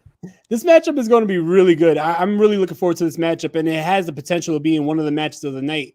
And it's a sleeper match because both of these guys are so technical. And for technical wrestlers, this is the title that you want because this is like the technical wrestlers' battleground. You know what I mean? The pure title, the pure rules. It's so unique. 3 rope breaks, and then you have no rope breaks. I love the rules with it. It's awesome. I think that Wheeler Yuta needs to win this, though. As much as I like Daniel Garcia, it's getting late over here, right? He's a great wrestler, and he's, definitely going up in the ranks. But I don't think that Wheeler Yuta really got a chance to really showcase that title yet because there has been no Ring of Honor show. So right. I think that you got to, wait and see what's going to happen with the Ring of Honor show and then see how he could be a star on that show before you just take the title off of him. Daniel Garcia could be the next champion. I just don't think it's going to be from this matchup. Man, this is a tough one, to be honest, because I love both of these athletes. And seeing Garcia, what he's done, and mind you, he is the PWG World Champion right now, Pro Wrestling Guerrilla. Mm-hmm. And he's a showcase by far of what I've read and from, SoCal Uncensored, that he has done fantastic matches. We know Garcia's technicality at his best, but also Wheeler as well. Him, especially competing in the BOS, in the BOSJ up in Japan, and just amazing. This is going to be really, I hope that this match maybe could be the one that steals the show. And I hope it does. And, oh, man, I think I'm going to have to go with Yuta. And this time, I think Yuta has to deliver. And I think this match will put them both over. Win or lose. It'll be a banger. Yeah. It should be a banger. So I'm really looking forward to it, especially with the pure title rules. I mean, you only get 3 rope breaks. So, I mean, that's all you have. So this is going to be interesting to see. I'm very, very intrigued. All right. The next matchup, which I feel is going to be the third match of the card, and that's going to be the Ring of Honor World Tag Team titles. Best out of 3 falls, because at first it was regular, but then with that interview that they had, that little fallout, we'll do a best out of 3 falls. And there we have it. So we're going to have FTR versus the Briscoes for the Ring of Honor World Tag Team titles. So back to you, De Niro. Who do you got in now? This matchup has the potential of being an amazing, amazing matchup, and it has the potential of topping the Supercard of Honor matchup, which, in my opinion, still is match of the year so far. That matchup was absolutely perfect, but this matchup could top it. I think that it's going to be interesting. Right now, FTR as the Ring of Honor champions and every other fucking company's champions, it seems like right now, they're the pick to win, but FTR is going to have quite the schedule on them if they continue to hold all these titles, working Ring of Honor, working New Japan, working AAA, and then working AEW on top of all that. So I think that there's a big possibility that the Briscoes, now that they're exclusively signed to Ring of Honor, wins the Ring of Honor titles back. And that would make it, I believe, number 13 or 14. But This is going to be the first time in this regime. And I think that it also alleviates some of the, stress that's going to be on FTR in the coming months, because you're going to see FTR in World Tag League. You're going to see more of them on New Japan Strong, in AAA, in AEW. I don't think that they necessarily need to hold the Ring of Honor tag titles. So I think that the Briscoes may get their win back. And then I'm just going to predict this. We may see the rubber match maybe at Final Battle this year. So, Ladder War. Tony Khan. Such good shit. It's good shit. Tony Khan, come on, TK. Let's fucking go. That's right. We'll go. That's right. McAllis, what do you got on this one? I think Briscoes definitely got to get those titles back. This seems like the right place for it. I think they definitely FTR excels in 2 out of 3 falls. We saw what they did with DIY in NXT. That's I think we might even see some callbacks to that match, some of the same spots. Who knows? Maybe no. I don't know. He's not available yet. If he was, what were you thinking? Roderick Strong would have, like, if he could have walked he's not available. Yeah, he ain't available He's yet. just got showcased again after all these months on NXT. Yeah. So he's about to be back up in that mix. But I think after this, I think one of the best possible, like, I think you mentioned ladders, the best possible tables, ladders, and chairs match, FTR, Briscoes, Young Bucks, Motor City Machine Guns. Pull the trigger now before it's over. Take my money. Pull the trigger now before it's too late. Before somebody retires, gets injured, gets too old. Do it now, right away, all out. And I know FTR really does want a match with Motor City Machine Guns. They've been asking for that for a while. So that would be amazing. They've already started to tease it recently. So they got to pull the trigger on it right away. And if one of those groups is, and you know what, get Guerrillas of Destiny in on it too. If one of those can't be number 4, you know, I think the most you could do is 4 different tag teams for tables, ladders, and chairs. So because if you have like 10 men in there, that'd be a little wild. Yeah, that's a lot. Unless you do like 2 rings or some shit. Yeah. Yeah, and you need more refs. Yeah.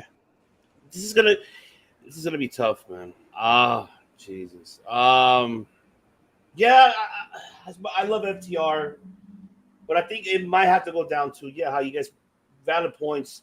They just sign exclusive deals now. So maybe this is the opportunity for FTR to drop those belts, focus more on the New Japan with the IWGP heavyweight tag team titles, and as well as with the the AAA titles. But one thing I did forget about to mention on Dynamite too, which I forgot to mention because we didn't talk about the segments. Can we just say that kudos to Ring of Honor because they're the ones that did the package for Claudio? I don't know if you saw that. They did it for Claudio and Gresham. So I was like, really? I love seeing a lot of that old Claudio footage in the classic ROH. Oh, okay. Yeah, I did it too. I really enjoyed it. That was really instant. And then seeing Ian Riccaboni, it was fantastic. I enjoyed it. So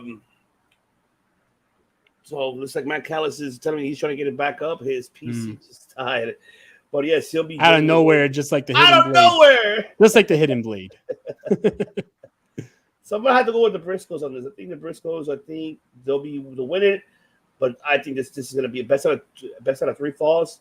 That's what I'm looking forward to. And I think this is gonna steal the show, man. I think that's another one that could be but that could steal the show.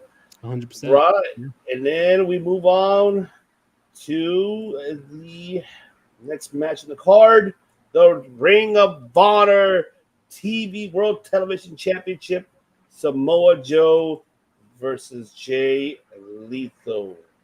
So this is going to be very intriguing. We haven't seen Samoa Joe as of late because obviously he's filming. I think he's filming or he's doing so Twisted, right? Or Twister? No, Twisted. Twisted Metal. Yeah. Twisted Metal. There you go. Yeah, so the old video game with the clown car and shit. Yes. Yeah. So he's doing that. So we haven't heard from Joe as of late. So I'm looking forward to see how this is going to be. The match. How it's going to be intrigued. So I'll take it to you, De Niro. Who do you got on this match? This matchup is going to be amazing. They really booked this matchup like it was. Wait, did my microphone die? Can you hear me? Yeah, I can hear you. Oh, I don't know what happened. My microphone just muted. So I'm gonna just take this off. They've really been booking this matchup like it was, the main event of the show.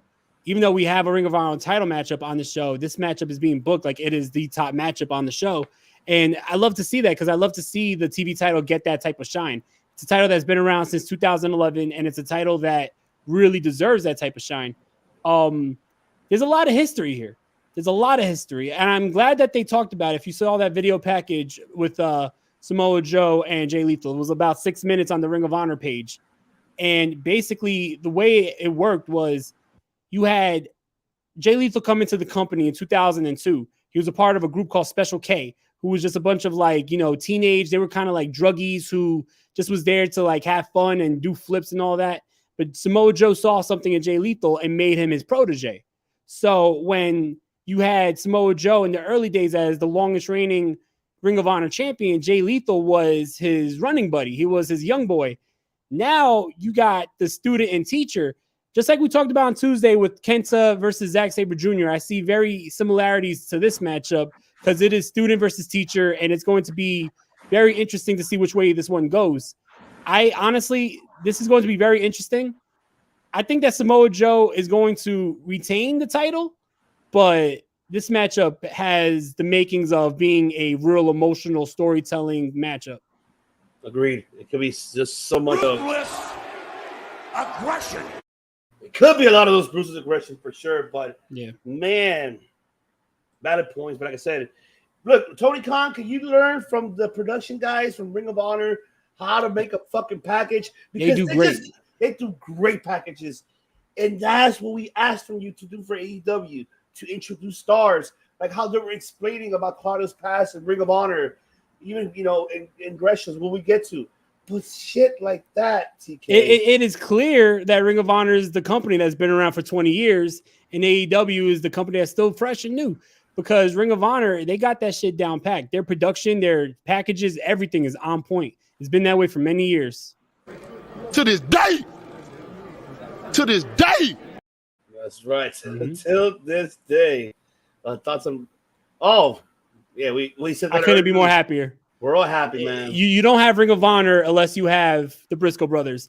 If this didn't include the Briscoe brothers, this is AEW Junior. But you have the Briscoe brothers. This is Ring of Honor. Indeed.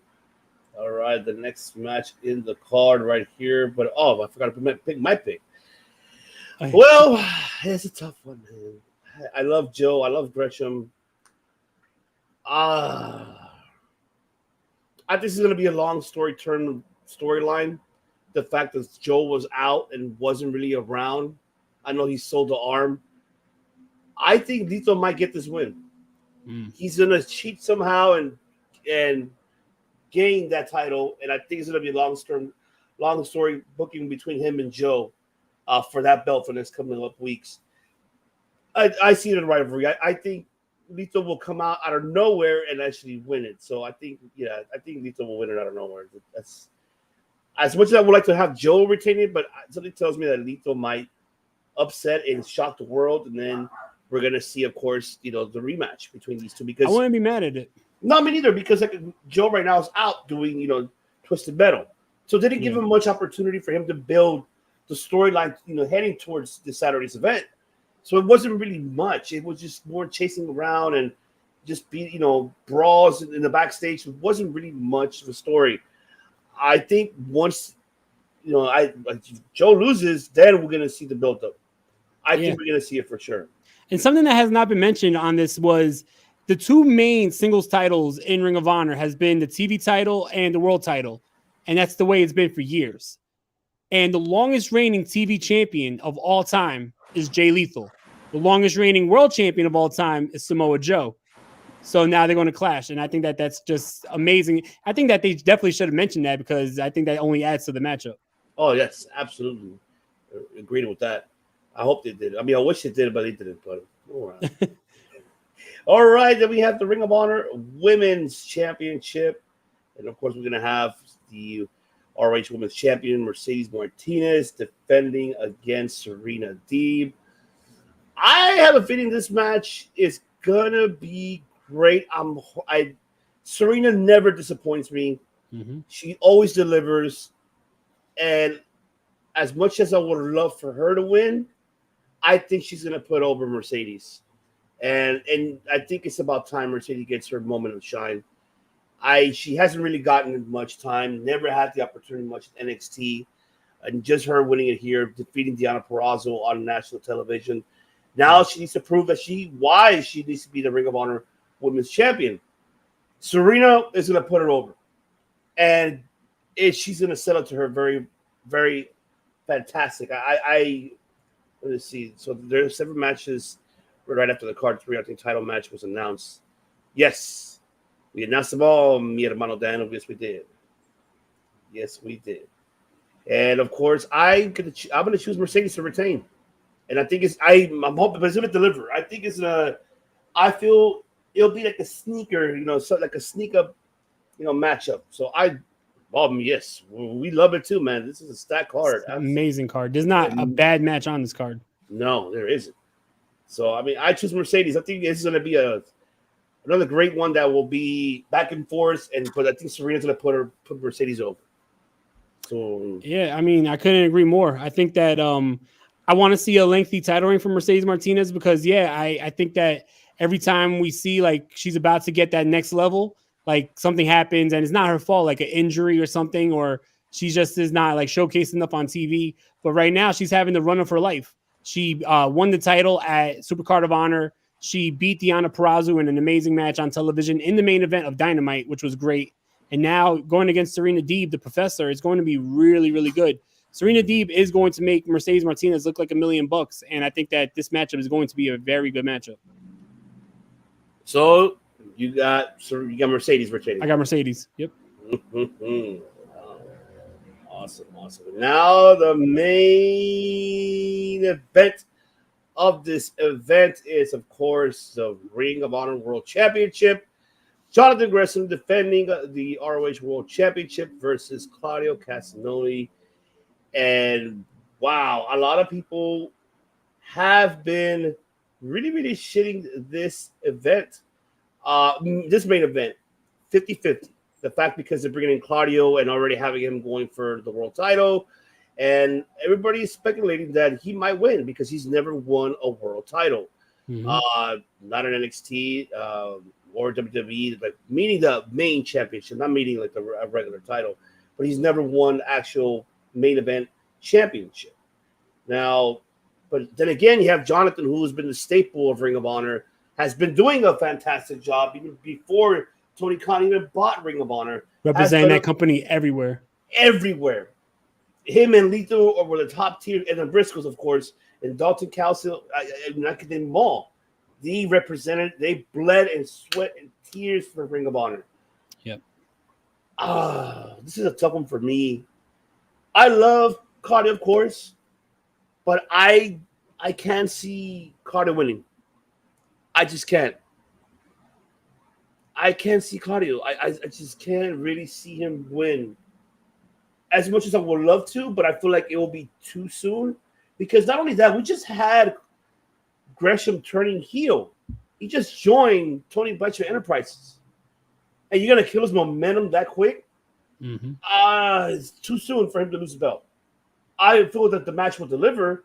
That's for sure, because you're going to have a technician. You're going to have, overall everywhere in the ring of Claudio, because he could be a technician, he could be a high flyer, he could be anything all around the ring. That's a fact. But I do not see Claudio winning. I have to go to Gresham. I think that Tony Blatchford and Prices are going to interfere, and they're going to cost him the match. I feel that's what's going to happen, and I think then you can have your long story, booking with Claudio going for after the Ring of Honor World Title, beating obviously the members of TBE like Brian Cage, like Tio Leona and Khan, and then get to Gresham again, and then this time be Oh my God, Brian Cage versus Claudio. That'll be a really good one. Over and under on the Claudio spins. With little Jonathan Gresham, I could at least 70. Man, I say under, man. I say no. I say 20. I say 20 spins. Say 1,000. I say 20. I say 1,000. They're not if he's not too dizzy, but I know. What was the name of Jonathan Gresham's promotion? He had it Terminus. So he's got that going on, but I think he could still hold on to that Ring of Honor title while he's running that at the same time. And he signed, right? He signed to AEW and Ring of Honor, right? He's yeah. So I definitely want him holding on to that title. He deserves it just to have like Claudio just snatch it up. I want him to have a little bit of a reign and have him be a really credible champion before he lets go to another challenger. You know? He hasn't really had a reign in Ring of Honor. He defended the title everywhere else, but not on like Ring of Honor's soil. So I feel like this is, it's only right for him to hold on to that. Yeah. He's like it's like a champion in exile. Yeah, agreed. I mean, so I guess we all agree that Gresham retains. But yeah, I agree. But I just want to say that for Claudio, as somebody who's been, a fan of Ring of Honor since day one, I legit been watching the show since 2002. Like when I mentioned this a couple weeks ago, I was big on ECW. So when ECW went out, I was trying to find anything that resembled ECW. So Ring of Honor was one of those first promotions that I would watch. And I've been watching for a long time. And one of those guys who's been around for a long time in Ring of Honor was Claudio Castagnoli. I remember his world title match against Takashi Morishima. I remember his world title match against Nigel McGuinness. I remember what's called the Kings of Wrestling, like reigning supreme and holding the tag titles for over a year. Like, this is amazing to see Claudio Castagnoli back in Ring of Honor. I saw his last matchup live in Ring of Honor, and I thought that he was going to go on to WWE and be the biggest star, make $1 million and be the champion. So to see him back, it's great, but it's also bittersweet because I knew like he could have been so much bigger. But definitely it's great to see him back. What I would do for this matchup is I would have Jonathan Gresham win with the interference of Tully Blanchard Enterprises. And then if possible, if he's around and if he's willing to do it, I would have Chris Hero make the save. But that's because I'm a Ring of Honor mark. But that's all I'm going to say. Kings reign supreme. Chris Hero could show up any moment. He's definitely available. Ring of Honor's final show before hiatus, it was the Final Battle 2021. And after the show, they had a picture with all the roster and the staff. And many people don't mention this, but Chris Hero was front and center. He was there and he was working backstage in Ring of Honor. So I would hope that he's still associated with Ring of Honor in some way. Oh my God. Oh my God.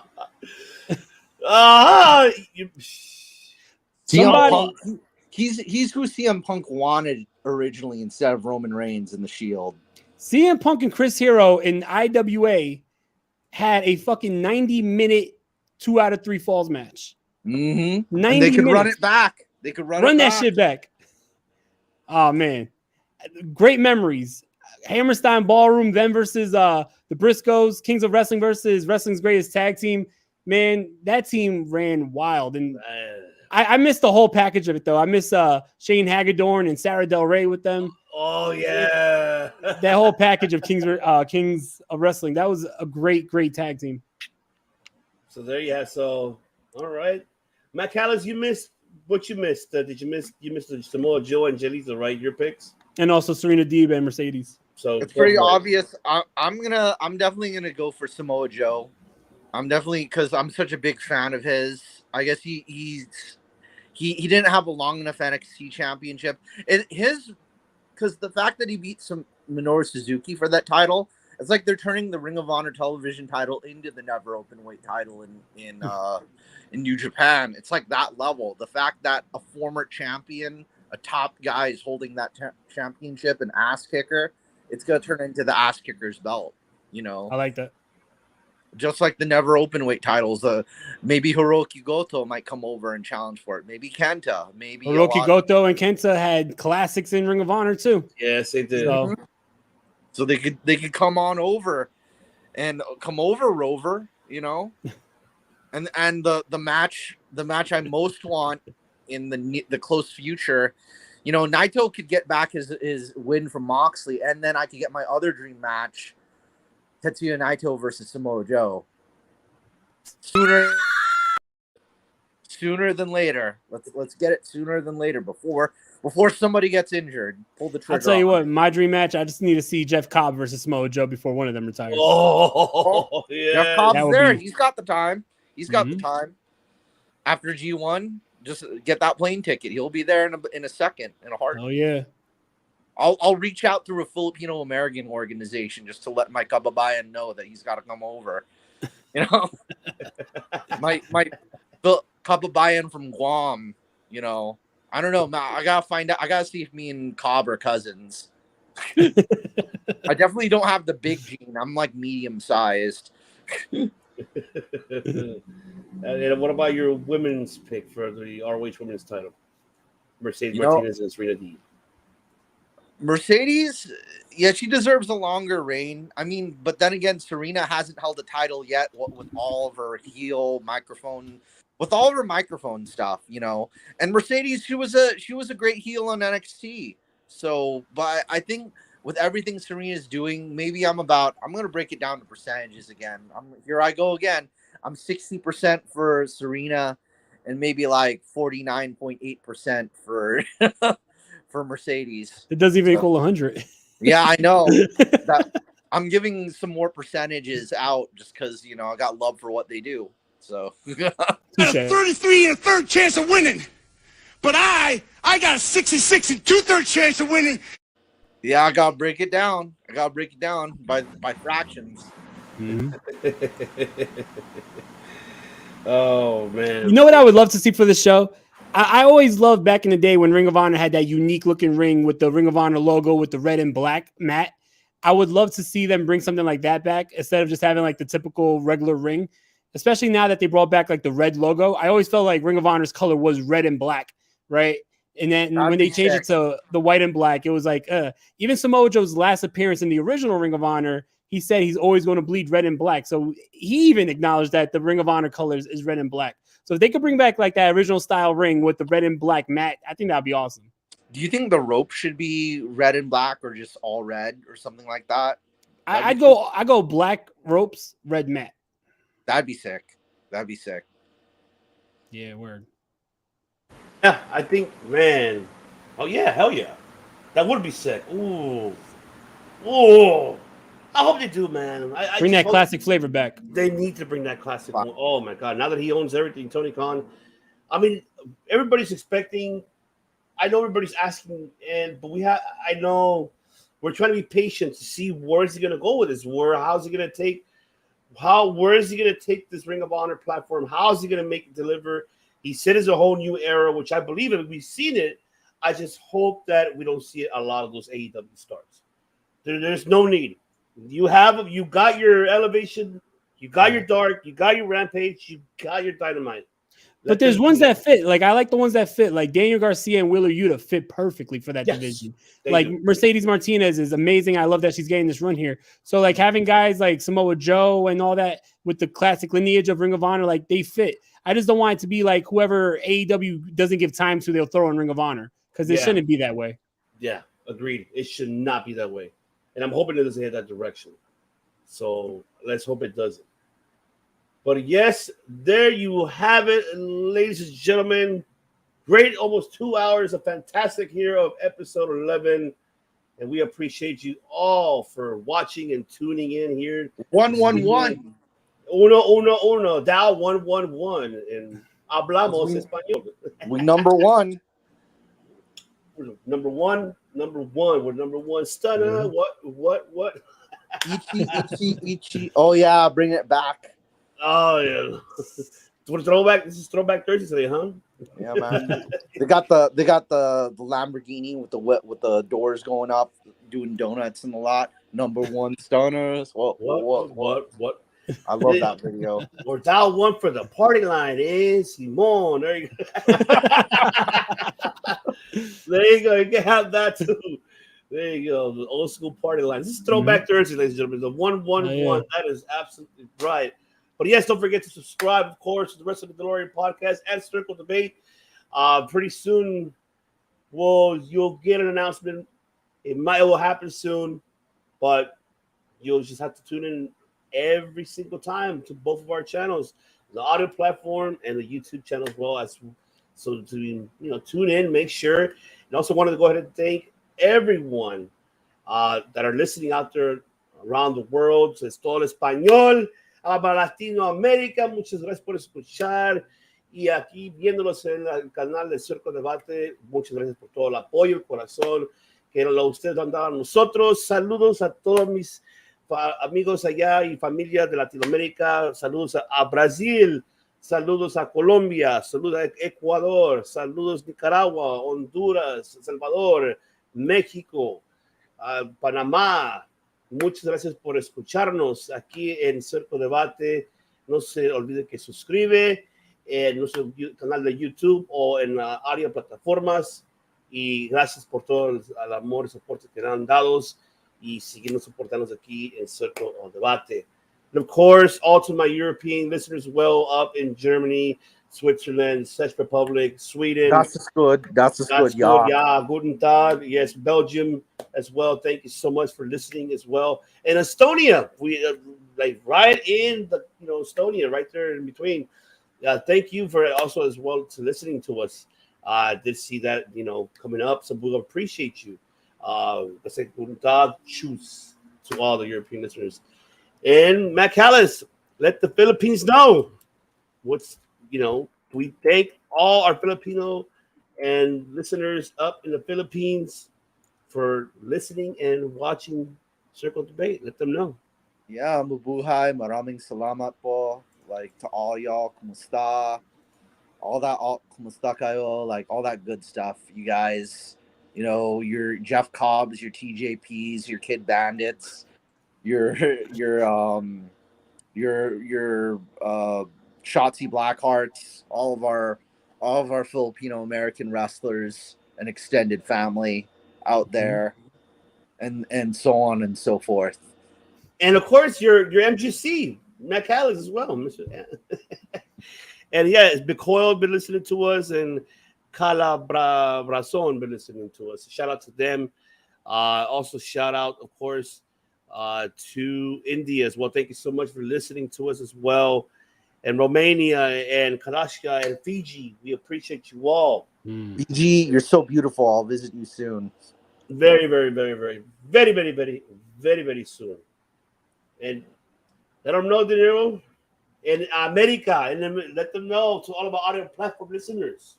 Where everybody in America, everybody all around the world, thank you so much for always riding with Circle Debate. Thank you so much for always riding with the Wrestling Delorean podcast.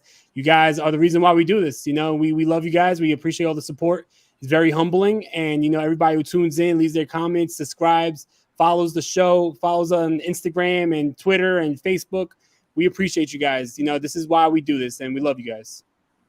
Oh, man. And don't forget to subscribe to Clark Street Wrestling Podcast as well. Thanks a lot, man. We appreciate you, Devin. We appreciate you very much. But yes, ladies and gentlemen, it's that time. Come on, Optimus, let the world know. Autobots, transform and roll out. Yes. We're rolling out.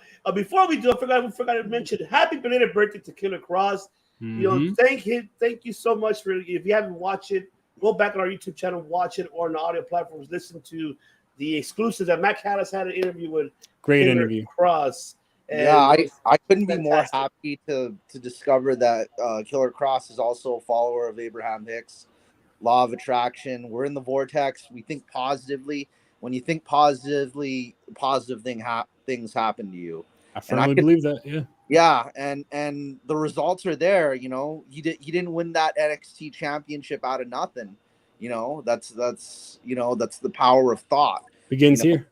Yeah, it all starts here. So I'm happy that he's part of that. He's also an Abe follower like myself. So very happy birthday to you. And I hope you guys are having a great time where you guys are at for your birthday celebration. Word. Happy birthday, Cross. I'm going to see you in New York, House of Glory. I'm excited, man. Been a big fan for a long time and can't wait to see you live. Happy birthday.